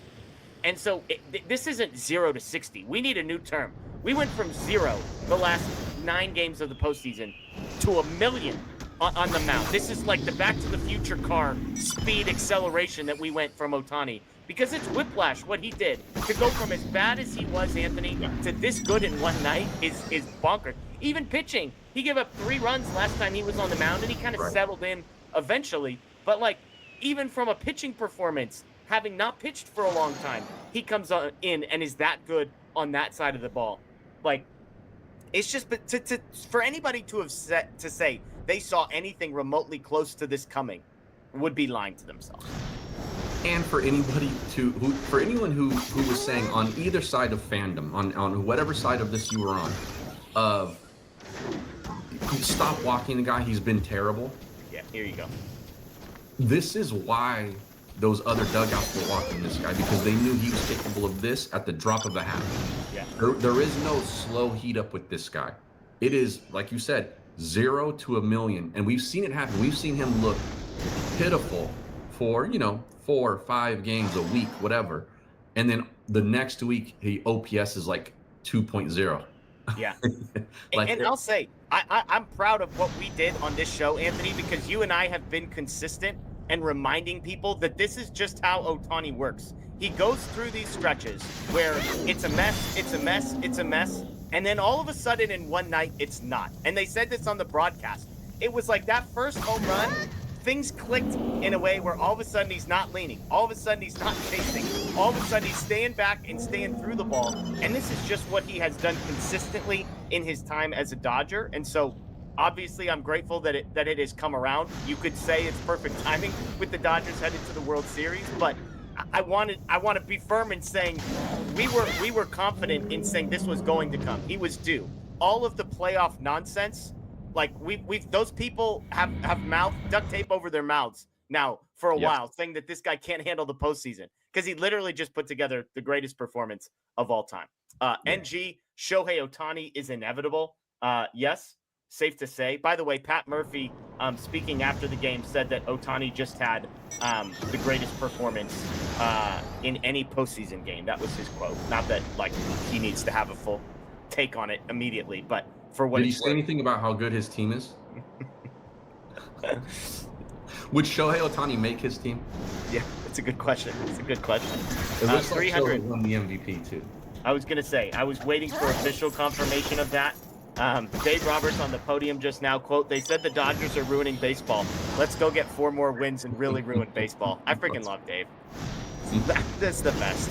Let's go get 4 more wins and ruin baseball. He is filling himself so much in these last 2 years. Like he's taking it head on. Like he is like, just bring all the smoke. I can handle it now. And you know what? Good for him because he sits in a chair now that is never hot. Yeah. Despite what people might want to believe, his chair is never hot. Ivan, Show is the most selfish player ever. Doesn't provide any run support for the pitching staff. Homers 3 times for himself. # selfish. I know we've had dueling Ivans in the super chats lately, Anthony. One of whom was not a Shohei Ohtani fan. I think it's safe to say this is pro Shohei Ohtani Ivan camp. I think here. Yes, that is a good super chat. Robert says, all I have to say is, oh my God, Tani, NLCS MVP in my honest opinion. And again, as Anthony was just saying, I believe that has now become official. It's official, Let's see. Arun, that screw all the doubters look after that homer in the 4th as he runs the bases is a power move. If we get 50% of this Shohei for the World Series, we're good. Honestly, they might have got 0% of this Shohei and been good in the World Series. So the fact, if they get 25% of this Shohei, it'll be an upgrade over where we thought it was going to be. Gabriel says, and that's all she wrote. Game over. Dodgers win the pennant and complete the sweep, baby. 9 down, 4 to go. Go Dodgers. I love that you're keeping this up with us, Gabriel. We appreciate it. I like it, Gabriel. Aaron says, the greatest individual performance in baseball history. This team is different. Never felt more confident in a group of guys. 4 more. We've come a long way. We've come a long way with the 2025 Dodgers, Anthony. Aaron has been consistently. Aaron has been consistent. Some people have been consistent. Let's just say that there's some mid-season 2025 Dodgers tweets about the ceiling of this team that might need to be edited and deleted in some people's accounts. So you got a week. You got a week to go delete those tweets. Is all I'm going to say. Robert says, I still have goosebumps. I'm with you. Shout out to my wife, by the way. It's her birthday today. And I knew I met an amazing woman. One, because we ate delicious Mexican food tonight from an amazing place. Maybe I'll tell that story later. And secondly, because her response was, this is a great birthday present. So I'm like, well, babe, you signed up for 5:30 p.m. on your birthday sitting on the couch and watching the Dodgers. So if you think this is a great birthday present, I'll send a note to Shohei Ohtani for you. So my wife, I think the listeners that are with us regularly know, is a Giants fan. And so we're a split household. And I said to her tonight, genuinely asking, do you want to try to go to a World Series game if they win this thing? She rolled her eyes and walked away. Now, she actively roots against the Dodgers at all times. I won't say that like she actively roots against them, but like she does not partake in my joy when they win. Okay, so if they lose, she's not going. She there might be a smile that creeps out at some point. Possibly. And I asked her legitimately, like, hey, do you want to go to one of these games? Like, I'm gonna start looking at ticket prices and all of that stuff, and she was not having it. She's a Laker fan though. She had no basketball affiliation when we met, and she is now a big Laker fan. So I'm very grateful for that. But yeah, she wants no part of watching the Dodgers. Yeah. So you are very lucky, Jeff. June Lee just tweeted this. He said Shohei Ohtani's 10-year, $700 million contract is enormous, but according to sources, the Dodgers made back the entirety of the contract in Ohtani's first season in tickets, merchandise, marketing deals in Japan, globally, and merchandise. His impact on baseball's growth cannot be understated. I don't know if that's true, but like that just came across my timeline, and that's insane. Yeah, I would need to see I need someone to open the books on that, but I had heard numbers of like 350 million in season one, which if you're doing the net present value of 460 or whatever they calculated it, I mean, we're not all that far off. They're going to make that total value back before the halfway point of his contract. Oh yeah, it's already made. And the World Series last year, like it's a wrap. But that number has clinched. Zenji says 469, a $4.69 super chat in honor of the 469-foot home run that Shohei Ohtani hit. Can we just celebrate this for a second, that Kyle Schwarber hits a mammoth home run in Dodger Stadium, and then like not even a week later, Shohei Ohtani has already outdone it? I'm just glad that we got the palate cleanser of like, hey, don't worry about that plaque for Schwarber. We're good on that. That doesn't need to go up because Shohei has already bested that number. Can we take the other plaques out and then let's just put a plaque in for one of our guys? Correct. What did you see there? I saw the ball come down on the trajectory just under the metal roof, bounce once, and then leave into it was over the metal roof. Did you see? Oh, it was over? It either hit the top or went over. But I'm highly confident that it was north of the metal roof. Okay. The first angle, I thought it cleared the metal roof. Then they showed a side angle that's hard to tell depth perception wise, but it looked like it either hits the top or clears it. So I would bet on clears it was how I interpreted what I saw. Honestly, the first one, the people in the chat saying it cleared it, by the way.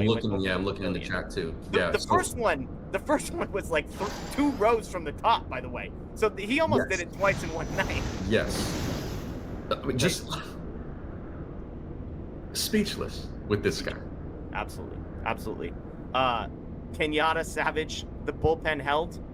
They did. I mean, they made you sweat a little. I'm gonna say we never had to see the tying run at the plate, which would have been the end of me. We had the tying run on deck though. We had the tying run on deck with Yelich and Contreras due up. So it wasn't where I wanted to be, but we got out of it. We don't need to be too negative tonight on any aspect of this, but it's why I still have a hard time putting full trust into our guy Blake there. Yeah, that's all right. Don't worry. It's my theory is him and Vesia, these guys don't even roll out of bed for 4 run leads. It's like Trinan's like, unless the go-ahead runs in scoring position, like just let me sleep, please, sir. You may be absolutely right there, Jeff. That's what I'm telling myself. Juan said Dodgers still lose season series to the Brewers 6-4. LOL. How do you guys feel about the Dodgers having a week off? AL teams still playing. I love that the AL teams are still playing. I love that they're still playing, and I love that the Mariners won tonight. Yep. I don't want to say no concern because, like, realistically, I'd like it to be like 3 days off, and then they're playing in LA. 7 days is a lot, and yet, fine with me. This team is just not the type of team that worries me about how they're going to use their time over the next 7 days. All the bullpen guys are going to be rested. All the starters, they're going to get to line up their starters the exact same way they did in this series. It's going to be the same 2-3-2 with 2 days off in the middle. So Snell's going to be well rested. Yamamoto, Glasnow, Ohtani, everybody's going to be well rested and ready to go. So it feels a tiny bit long, but I'm not complaining. It's also going to end up being like a decent layoff for whoever wins on the other side too. I think Game 7 would be Monday if necessary. Yeah. So like they got, they're going to get 4 days off or whatever it is too. So like I think everyone's going to be fine. I think this team proved last year with the break before the NLDS that they'll be just fine. And also, I think this is good for them because they did have to play the wild card this year. So this is kind of their break now. Yeah, it's a great point. It's a great and, point. And they came in, that series against the Padres, there were some sketchy times there, but they were essentially locked in. And they said that, like, look, we made it a point to do that. I have no doubt that they won't do the same thing during this break. The Dodgers have won 24 of their last 30 games. That's an 800 winning percentage for a month, and 9-1 in the postseason. 9-1 in the postseason. Incredible. Peaking at the right time, flipping the switch, as some would say. Apes against the machine. This one is up there with Kobe Bryant's 81-point game. Shohei is the greatest player of all time. I'm just saying, and look, I'm a Kobe guy. I was born at the right time to be a Kobe guy. This was in the NLCS Game 4, right? Like, this wasn't a random night against Toronto. Yeah. This was Game 4 of the NLCS. So that's, I think, the calculus. Like, on a flat surface, what he did, and if this was a regular season game, I think the comp is fair. But it's like you get a 25 to 50% bump for this being in the NLCS, in my opinion, Anthony. Yeah. This is like someone asked for who is Shohei Ohtani in an NBA comp, and I responded and I said Kobe Bryant and Dennis Rodman in one player. Yeah. And like in football, it would be like tonight would be the equivalent of rushing for 250 yards and then having 4 sacks. Yeah. Or 4 picks or something like that. It's a game that I think a lot of people are quick to say is the greatest ever because no one even fathomed that it could happen like this. Yeah. Totally. And not only that, but no one thought that anyone existed that could do it. Yeah. It's crazy. Lewis Knight with a couple of super chats. If you meant to throw a question in there, Lewis, go ahead and throw a question in there, and we'll try and look out for it and throw it in here. Baseball Geek 79. I've been watching baseball for 75 years, have never witnessed anything like this. I think I saw a stat that Babe Ruth had a multi-home run game in the postseason 4 times. He never once pitched in any of those games. So again, like, you could make the case that if Ohtani had gone 5 innings, 2 earned, 5 innings, 3 earned, I still think we'd be talking about, is this one of the greatest things we've ever seen? He went 6 shutout with 10 Ks. I just can't get over the combination of things. 300 said the 4 starting pitcher performances were the most dominant I've ever seen. You're not lying. JJ Cooper tweeted this out. The Dodgers just held the Brewers to the lowest batting average ever in a postseason best-of-7 series. The Brewers hit 118 in this series as a team for 4 games. That was 12 points better than the 2019 St. Louis Cardinals, who were held to a 130 batting average. The Dodgers in the 1966 World Series, by the way, 3rd on this list, a 142 batting average. So, yes, it was the most dominant pitching performance, including the Dodgers bullpen, by the way, that has ever happened in Major League history. So if they hit 118 as a whole, I think it's safe to say, Anthony, that the starting pitching batting average against was lower than that, right? Because that doesn't include the bullpen trying their hardest. For sure. For sure. All right. We got a special guest hopping in with us, a busy man. His name's Greg Bergman. Fresh What's happening? Review post-game show. Do you have no voice? Is that what I just heard? No, I don't know. I haven't had a voice in weeks, so I think this is just a normal situation at this point. Hey, what's up, Anthony? I just saw you this morning. Hey, Greg. Long time no see. Yeah. So We're Greg, the bookending our question, day. yeah, the question's really, really simple. Is this the greatest performance ever? I don't think it's even a question. I don't think there's anything that even compares to it, right?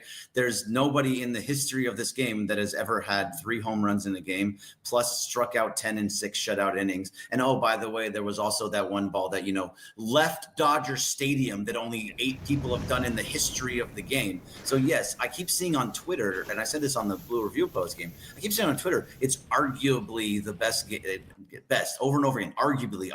What are you arguing with? There's nothing more to argue with. It's this game. It's a postseason game to send you to the World Series. I said I used arguably in my tweet. Oh, that was passive aggressive right there. Greg was coming for you. Yeah. He's like, what are you doing, dude? I sent that off like immediately after that, right? And then 10 seconds later, I was like, I don't think it's arguable. It's only arguable because I am leaving open the possibility that somebody my age doesn't know about something that happened 75 years ago that I have no context. It is not like arguable in the sense of here is the other argument. It's arguable in the sense that I suppose there's another argument. I don't know what it is. I will not be making that argument, but I'm open to the possibility I'm being a dumb 37-year-old.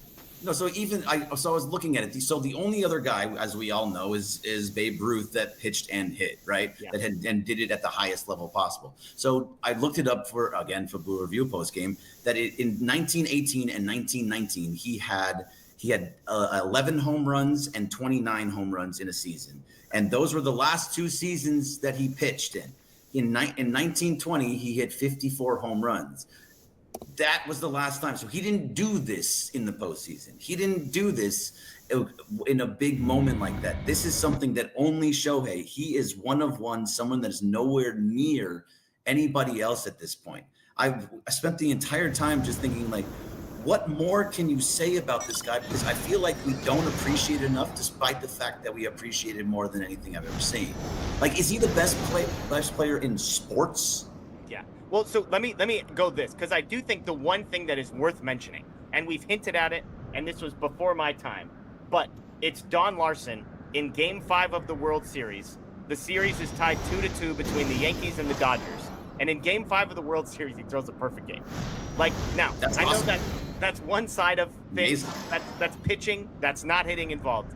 I do think you can make a case there, because a perfect game in Game 5 of the World Series compared to Game 4 of a 3-0 NLCS. I just think, again, I'm not going to make the case tonight. I'm not going to be that guy. I'm just saying I'm open to the possibility that you could convince me a perfect game in a tied World Series between the Dodgers and Yankees at least deserves to be mentioned. Sure, it's in the mention. One side of the ball.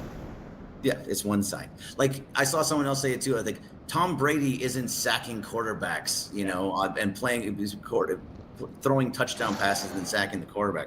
Michael Jordan, as great of an offensive player as he wasn't the greatest defensive player, and he wasn't, like, even if he was one of the better ones, it's still not the same thing. It's all part of the game, right? Like, defense and offense are all part of the game.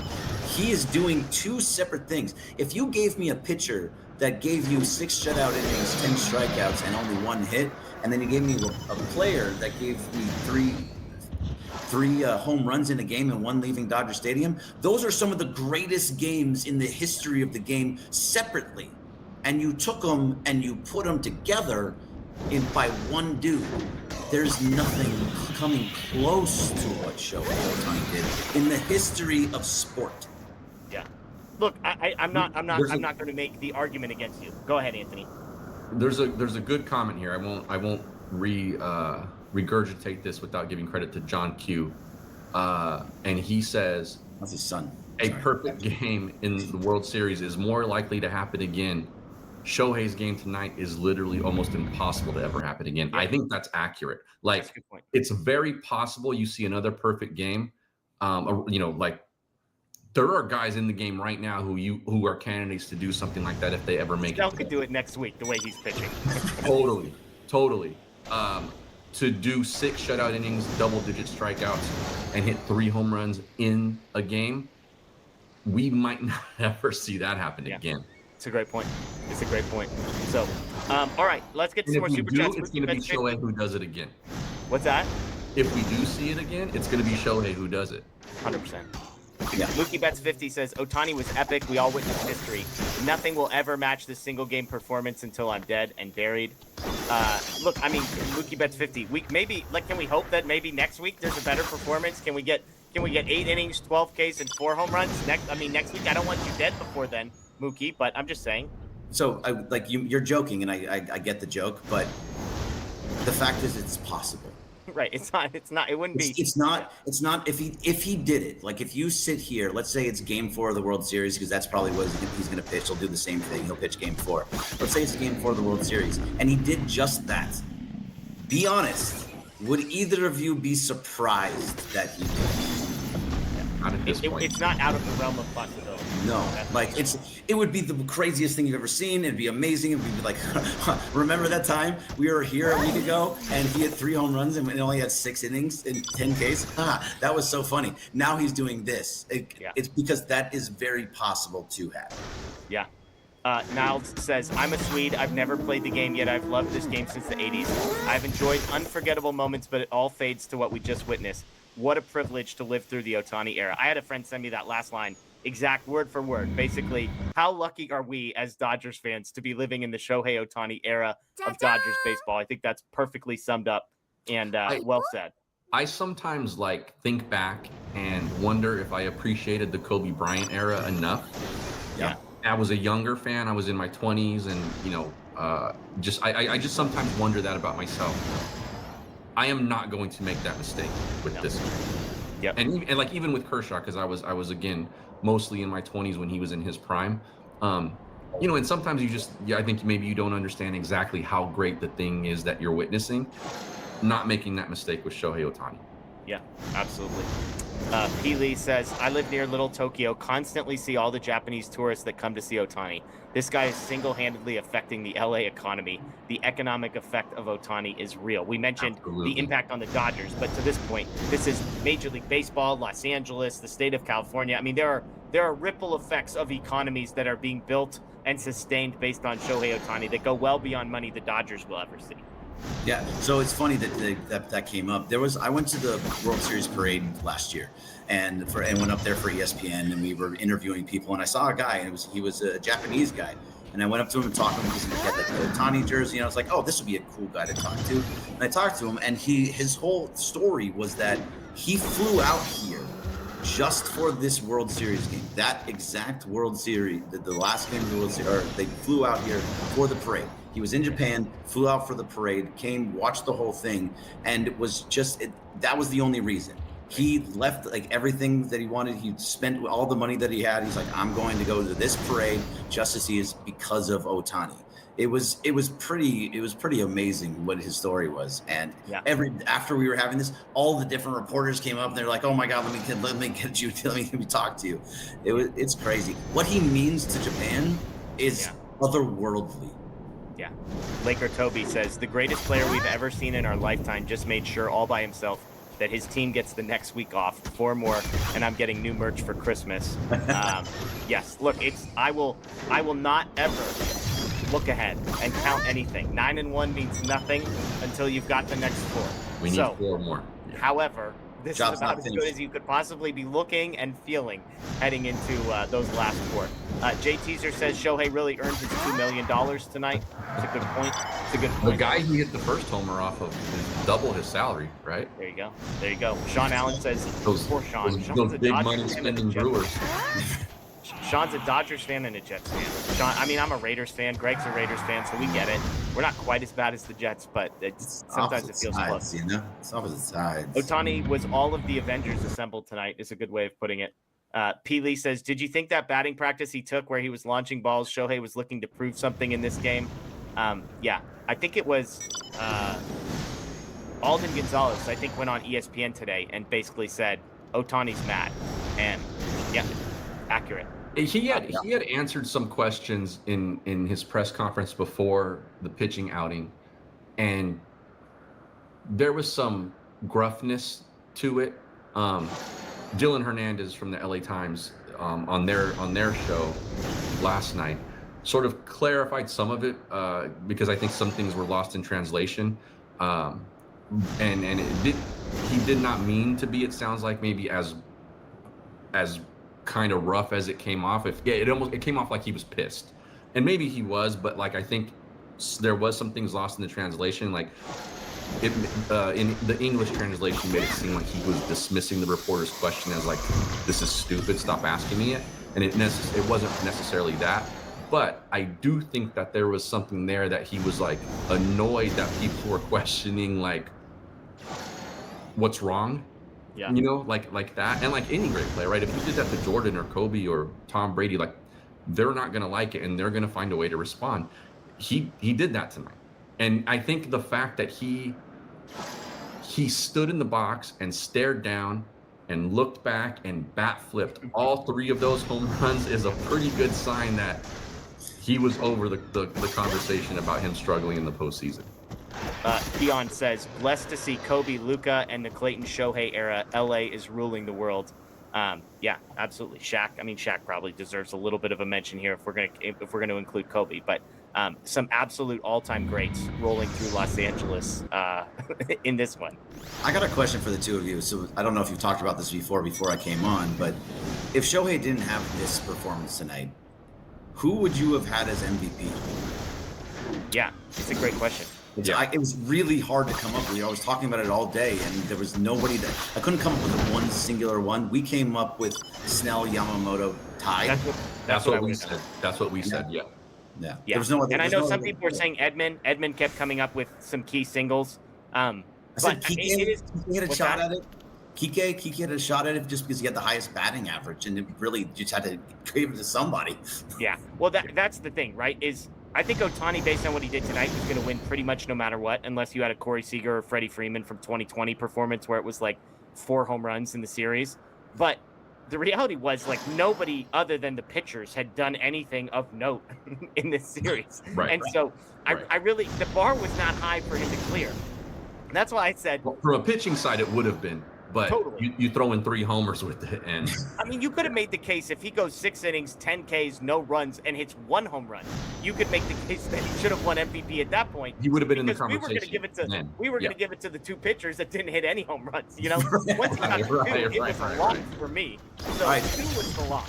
So if you had to pick one, if you had to pick one performance between, and we're taking Shohei out because he's just got him.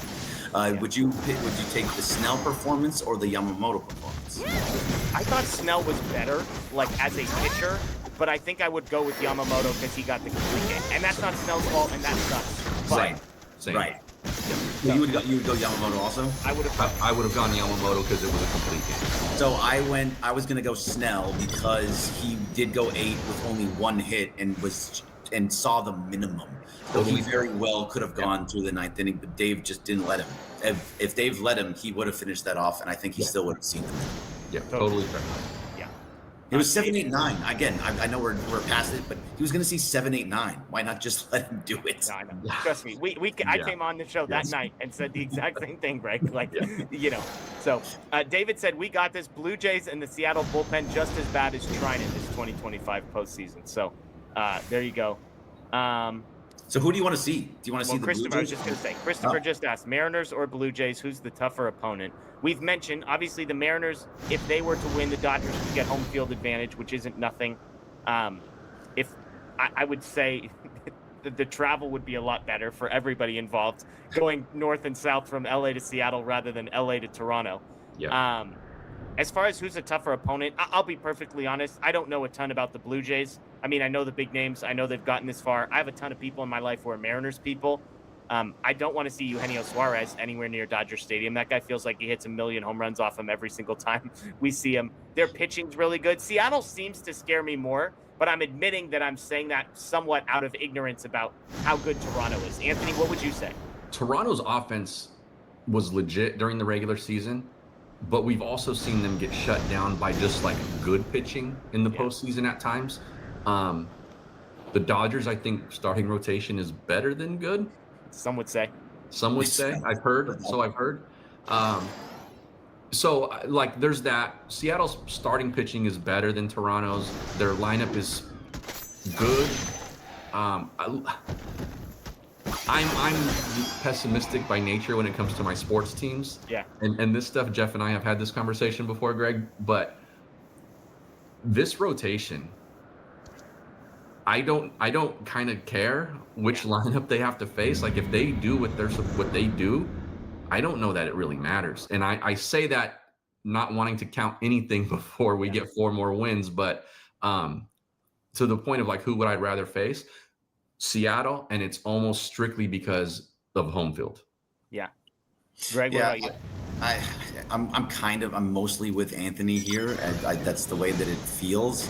I think of the two. I don't know. I didn't follow Seattle, and Seattle seemed to have come on strong late. So did Toronto. They just shot past the Yankees and just stayed there the entire time. Vladdy scares me. Like that's a big bet. I saw today was the first time that he struck out swinging in the postseason. So, but with this pitching staff, so I'm gonna go with Toronto. I know we don't have home field, but I'm just gonna go with Toronto. I don't trust the pitching there. They got Gosman. They got with Scherzer. I don't trust at all. It's either one is going to be tough, but I feel like the Dodgers are gonna be better no matter what. No, I'm switching. I don't even care. I'm gonna go Seattle just because of the home field. Both of them are gonna be tough. Like you have. I want to go to that game on Friday. What? I want to go to that game on Friday. Oh, it's gonna be wild. But I can just see Snell shutting everybody down. So, I mean, and we kind of broke this down, but just a quick look at the stats. Toronto, offensively, was top 3 in Major League Baseball in runs scored per game. Seattle was like 10th, 11th range. On the pitching side, Seattle, from an ERA perspective, was 16th, and Toronto was 20th. So that's where I'm kind of like, I'm more worried about who the other team has from a pitching perspective, because to your guys' point, I think our pitching is going to shut down offense no matter what the names are. And so it's more so like, who are we more likely to score 5 runs against? Is it Seattle or is it Toronto? I would kind of lean Toronto there just because Seattle's rotation scares me, but some of those guys are a little banged up and they've been taxed pretty heavily so far this postseason. So again, I think to Anthony's point, home field advantage is probably just the tiebreaker between two teams that are pretty close. So Tim asks, does this surpass the 50-50 game? We mentioned this earlier, 6 for 6, 3 homers, 10 RBIs. The answer is yes, because he pitched on one hand and because of the NLCS situation. But I mean, I remember asking, we had the conversation, was that the greatest offensive performance ever? And obviously that was to get to 50-50 as well, which was the cherry on top. So it's crazy that he keeps having these games where we have to like clarify, like, is this the greatest thing we've ever seen in this category? And the answer is usually yes with Shohei Ohtani. Wayne says he should do more batting practice on the field. Greg, do you agree with this? He did batting practice the other day for like the first time all year. It seemed to help. I'm sure. I think that's the first time ever as a Dodger. So in the 2 That's years, what Dave said he didn't remember the last time he had done it. He did it on in the Tokyo, field. and he did it last year once or twice. But since Tokyo this season, he hadn't done it. Yeah. So no matter what, look, if that helped him see the flight of the ball or be able to see the pitches coming in better, it definitely worked. Now he just needs to keep it up. But no matter what, I do think it does help. It's just a change of scenery, because if you're swinging in the same cage every day over and over and over again, you're going to see the same thing. But if you're looking outside, it changes your depth, you're changing everything. So I did like it, and apparently it did work. Yeah, absolutely. Hawaiian Kira says no negativity night. Absolutely. You go 9-1 in the postseason and sweep your way to the World Series. You're dang right. Jay asks, would you go with the same in the last 30? Yeah, I know. Would you go with the same rotation order? To me, this is an easy yes. It's the exact same setup: 2 games, day off, 3 games, day off, 2 games. And I know it might sound stupid after watching what Ohtani just did. However, you could make the case that he definitely wasn't in the top 2 of starting pitching performances in this postseason, or in this series for the Dodgers. And again, I cannot emphasize this enough. I tried to do it last time. This has almost nothing to do with how you would rank the Dodgers' 4 starting pitchers, and has everything to do about how comfortable these guys would be coming back and making the second appearance in the series. And so the fact that Snell would be on traditional rest, Yamamoto would be on his normal rest, Glasnow would be on traditional rest, and then you don't have to mess with Ohtani, who has not started twice in less than 7 days. That's the reason. Also, like, Ohtani came out of the bullpen in the World Baseball Classic, and so I suppose like he's at least the one guy who has that in his bag.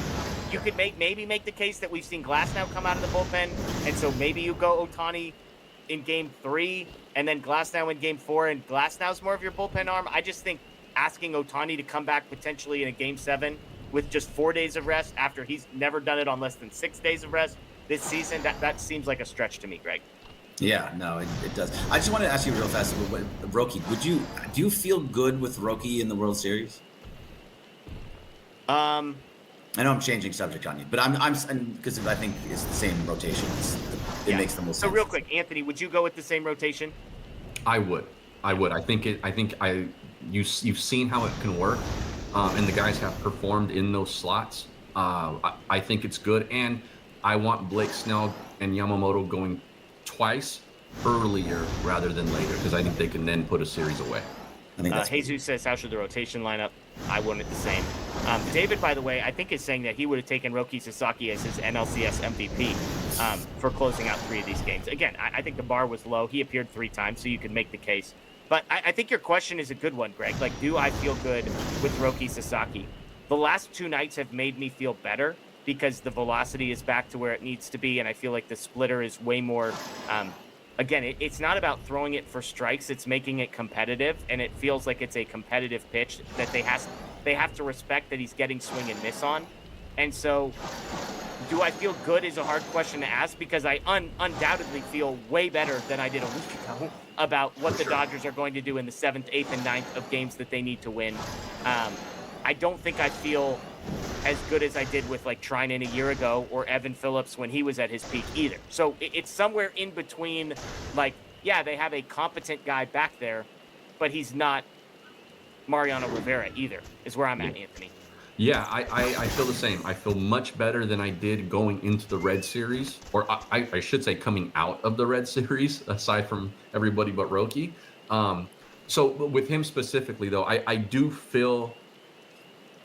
I feel good when they call his number now, but I'm not like, this thing's over. I am still watching with like on the edge of my seat, kind of, and I think I'm just going to do that for the rest of the month with this bullpen, no matter who they bring out of it.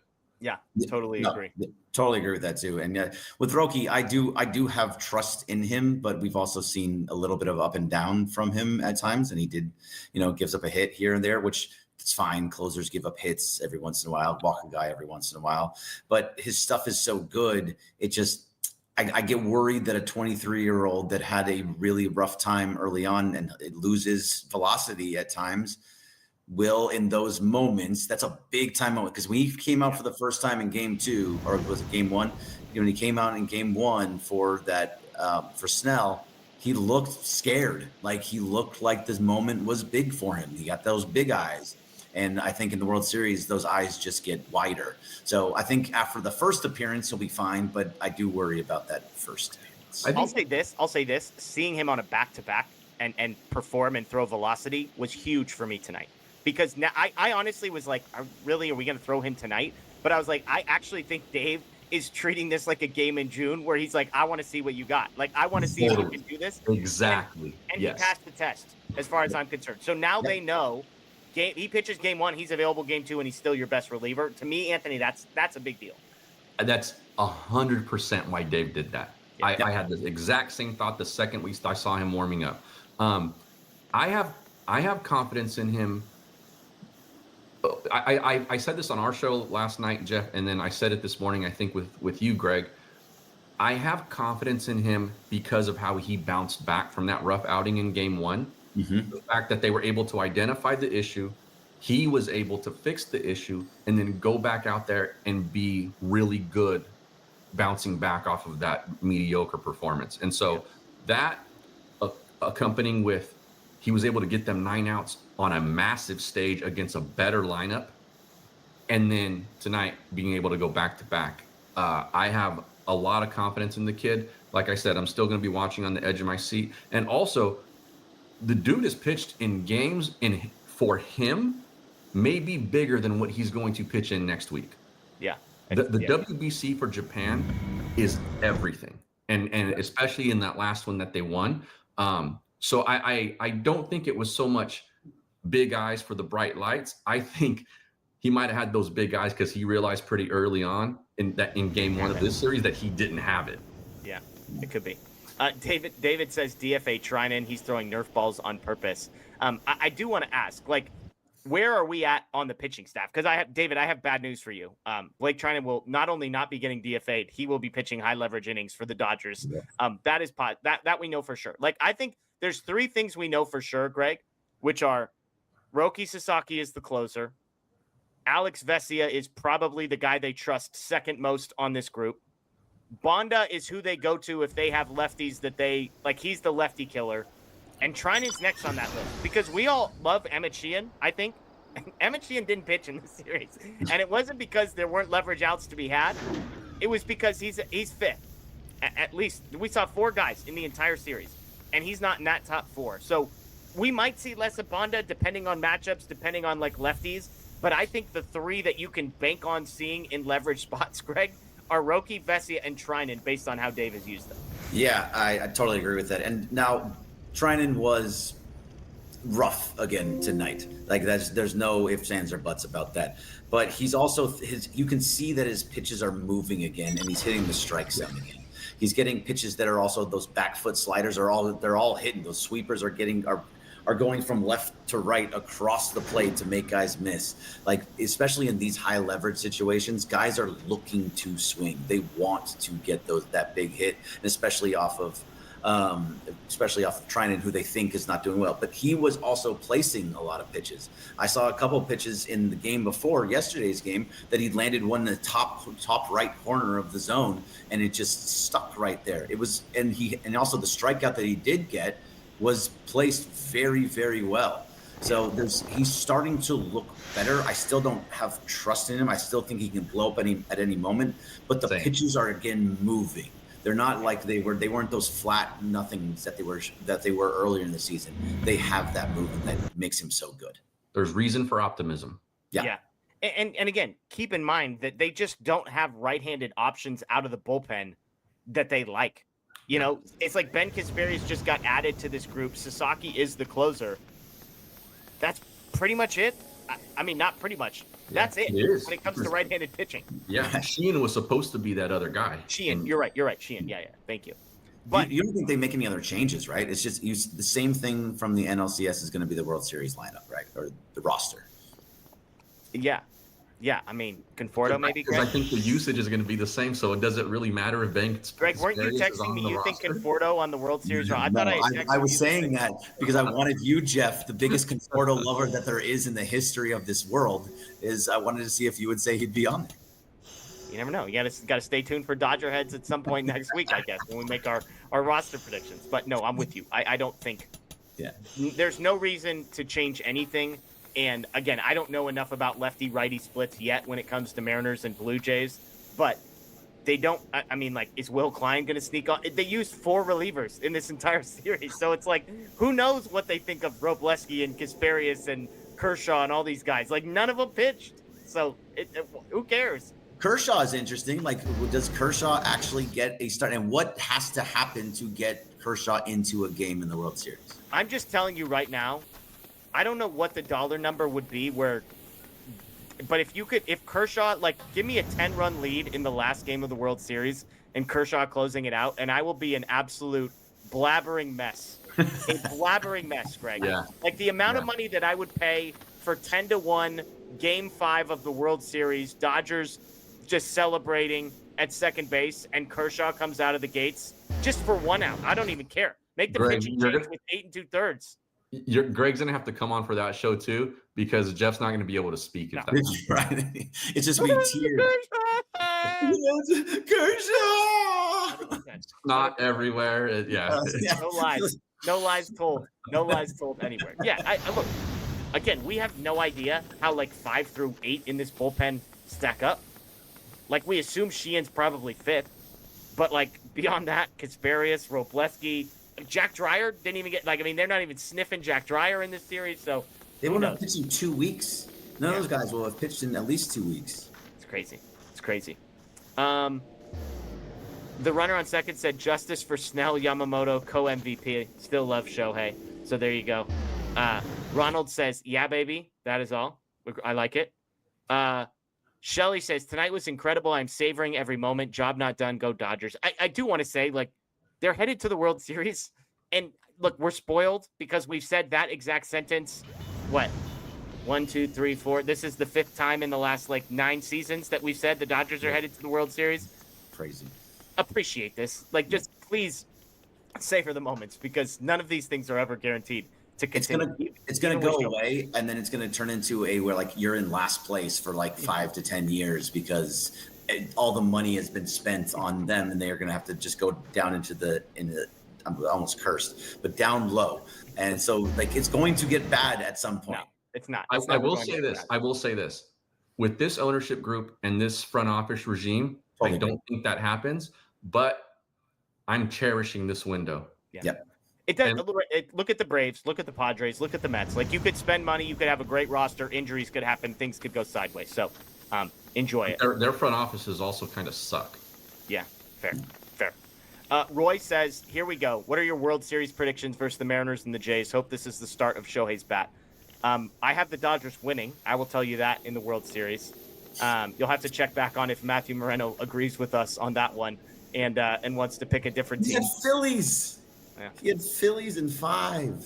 Well, depends on. I mean, we have video evidence of him picking Phillies in 5. He did it would on my tell you- show. Well, he would tell you that. What did he say, Anthony? His gut said Phillies in 5, but his brain said Dodgers in 5 or something. No, other way around. His Okay. brain said he thought the smart money was on the Phillies because he said his brain, which it's Matt, so it's questionable, but he said his brain said Phillies, but his gut told him Dodgers. So he hedged as much as you can possibly hedge. Yeah. I had Dodgers in 5 in this series. I was happy to be wrong. Me too. So did I, actually. I think they're clearly the best team. They're on an absolute heater of all heaters. They're going to have the best starting pitcher in every matchup they face. They're going to have the best lineup in every matchup they face. And the bullpen might be not good, but it might be okay all of a sudden. Like, I mean, I don't know. Again, the easy pick is going to be Dodgers in 6, but it's going to be hard for me not to say Dodgers in 5. I'll tell you that. If pitching does what it did in this, what it's done basically all of the postseason, and the offense is okay, and the bullpen is okay, whoever comes out of the AL might be fortunate to get one of those games out of them. Yeah, I don't. It's going to be very hard for a team to beat this Dodger team 3 times in a 7-game series, and so think 4 is going to be almost impossible. I don't see myself going more than 6 in whatever series that it happens to be. It's just I just can't see it at this point. They are just so far and away better than everybody else. Yeah, absolutely. It feels like, I think I said this before, but it feels like the 2001 Shaq Kobe Lakers run through the postseason, like just 15-1. Yeah, where it just felt like there was no one who was a real match for that club. Yeah. So to me, it feels a lot like the 99 Yankees. In 1998, they won like 114 games, won the World Series. The next year, I think they won 93 games, just like we did, and swept the Braves in the World Series. It feels very heavily like that, where you put very little emphasis on the regular season and just destroy in the postseason. But they did it 3 years in a row, and now we have to go and match that 3 in a row or pass it. Make it 4 in a row. Who cares? I like this from Jamie. I want Toronto so that we can celebrate at home. There you go. So if I they're thought like, about hey, that too. Yeah, that's if it's going to be done in 5 or less, then then maybe that's something to root for. I'm going to pause real quick. We've got a new sponsor for our show. We mentioned this the other day, and so go ahead and check out this ad from our newest sponsor, our friends over at TickPick. What's up, everyone? I want to take a minute to tell you about our friends at TickPick, who are an awesome new sponsor of our program. They were mentioned recently on our show, but this is your new go-to for tickets for one simple reason. TickPick gives you the lowest prices guaranteed with no fees. You heard it. No fees. What you see is what you pay. So whether you're looking for tickets to your next baseball game, concert, festival, you name it, TickPick has you covered. But here's the best part. We have a discount code for you. Save $20 off your first purchase of more than $100, and all you have to do is check out using the promo code HMA. And how about this? If you click the link below and download the app using that link, it will automatically load this code into your account so that you can use it later. So shout out to our friends at TickPick, and thanks for being a part of our program. All right. Greg, we appreciate you hopping in and joining. I know you've been doing early shows and late shows, so I'm tired. Blue Review, 6:30 a.m. weekdays. I guess I'm up next. I'll be on with you guys on Monday. Anthony has hopped on. Matthew Moreno has hopped on. So anything else you got to plug, Greg? No, just the Blue Review. We're going to do a Blue Review post-game show, not trying to take away from this one, but we do it for about 15 to 20 minutes afterwards so that I can jump on this one afterwards at certain times. But yeah, the ESPN Los Angeles YouTube page and the Blue Review is with me, myself, Marcus Grant, and Parker Bell. Real quick, Fritz with the super chat. Ultimate Bendy, Greg. I can't believe that performance. 10 Ks, 3 homers from the same player. Thank you, Dodger heads, for getting us through this season, every season, up and to the right. So there you go. Ultimate Bendy, Greg. We appreciate you hopping on. Get some sleep. Enjoy the rest of your night, and we'll talk to you soon.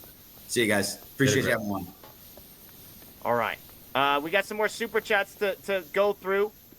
Caesar is asking, hello, who's a better matchup, Seattle or Jays? It's kind of a pick your poison. Toronto is a more potent offense with a less potent pitching staff. Seattle is the opposite. Obviously, Seattle's got some thumpers in Cal Raleigh, Eugenio Suarez, who kills them, Vlad Guerrero on the other side, who feels like he's unconscious right now. Yeah. So, again, Anthony and I both agree. The tiebreaker is Seattle, you get home field advantage. Toronto, you don't. Yeah, that's definitely it for me. I thought George Springer, I think, left the game tonight for Toronto. I don't know why or if it's serious, but that's an interesting development. Yeah. I was just going to see real quick. Knee injury. Oh, yeah, there you go. So he got hit by a pitch, and then the Toronto manager was pissed because I guess Mariner fans booed the crap out of him afterwards. So you got to feel bad for a guy who used to be on the Astros, just plays the game the right way, getting mistreated by fans. This is definitely what we should be mad about. Him getting booed. Yeah, definitely that one. So, Rio says, can you guess what's in our news now? JP, haha. I'm not sure. Am I missing something here? It's a Japanese flag. Are you seeing that? No, sorry. Oh, okay, yeah. Okay. Can you guess what's on our news now? Japan flag. Haha. I'm guessing the news in Japan is all Shohei all the time right now. There you go. Thank you. Scott says sweep again, and it don't matter there. Absolutely. It's not impossible to imagine. Jedi Engineer, it's unfortunate Kershaw is so low on the list. Do you dream of a spot for him in the World Series on the final day? Yes, and I'm perfectly content with him being where he is on the list. His value to this team was as a starting pitcher, not as a reliever, and they don't need him as a starter. So, I'm just glad he's on the roster. That's all I'm going to say. Your scenario would be perfect. Perfect. Yeah. So, get it together, offense. That's all I'm going to say. Ram Laker says, who is next up after Roki tonight if he struggled like he did in Game 1? What a team. 4 more to go, guys. Do you think they would have gone Sheehan or Dreyer? It feels like it would have been one of those two, and it might be matchup specific. But yeah, I agree. It would have been matchup dependent. Probably one of those two guys. Yeah, I can't really think of anybody else. It might be. It's definitely not from the right hand side. And we have no clue because never once did either of these guys get up. We have no idea who's fifth on the depth chart there right was now. No hints of it. Right, yeah. I mean, they've thrown, how many relievers did they throw in this series? Roki. It was just 4. Trinan, Bonda, Vesia. That's it. Yeah, that fifth guy nobody else warmed up. And they essentially stuck to that script against the Phillies aside from Sheehan too, right? Yeah, Sheehan was in the mix as well. So yeah, crazy. Rio says, in Japan, people were ready to forget Shohei's slump and pin our hopes on Roki, but the real hero showed up after all. Shohei is truly divine for us. There you go. Well, he played like it tonight. Yeah, Hawaiian Kira, with everything you all are saying, dare I say sweep? Where is Broomy? Broomy is here. Whether or not Broomy makes a return appearance. Yeah, this is Broomy's cousin. Absolutely. It's a more sophisticated cousin. I think Daniel's got the old school, wooden guy with the freaking hay stems sticking out the top. So this is Sweepy. That's Sweepy. Yeah, that's Sweepy. I like that. Aaron says the difference in vibes from last year is drastic. 2.5 starters and bullpen games. I was waiting for the magic to run out. This year, good luck trying to beat this staff 4 times. So much more confidence. It is interesting, right? Because he's absolutely right that it felt like you were holding on for dear life a lot more. The Dodgers were literally punting games in the NLCS and in the World Series, and yet it doesn't matter. Versus now, you still got some concerns about the offense. You still got some concerns about the bullpen. But at the end of the day, total picture, Aaron is spot on with this one. So, zip code 0, can we be done with Trinan? This isn't getting better. You cannot be done with Trinan. You will not be done with Trinan. I don't think even if you wanted to.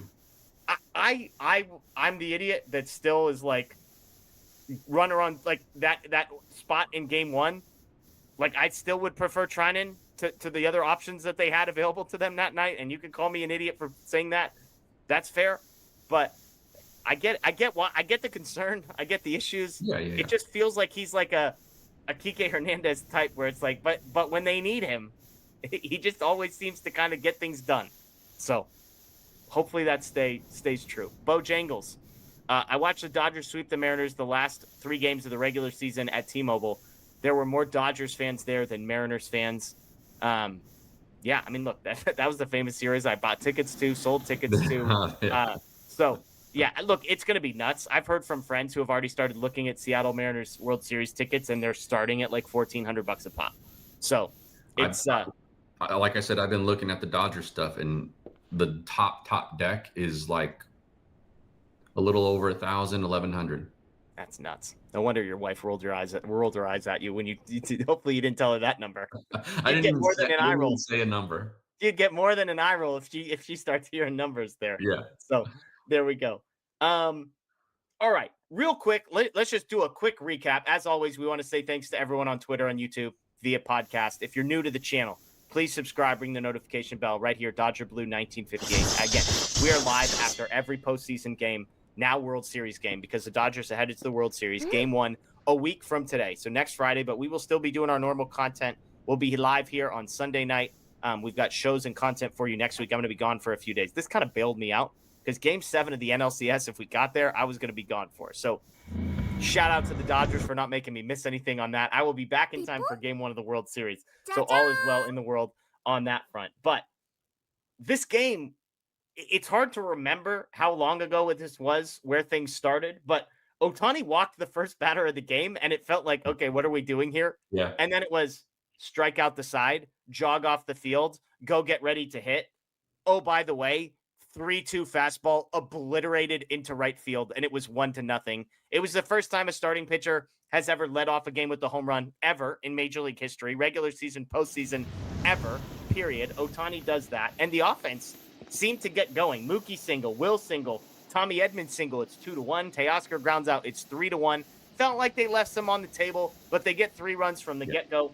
Things seem to be heading in the right direction. They knock Quintana out in the 3rd inning, but they can't capitalize. Runners on 1st and 3rd with nobody out. The Dodgers can't extend that 3-1 lead. Ohtani's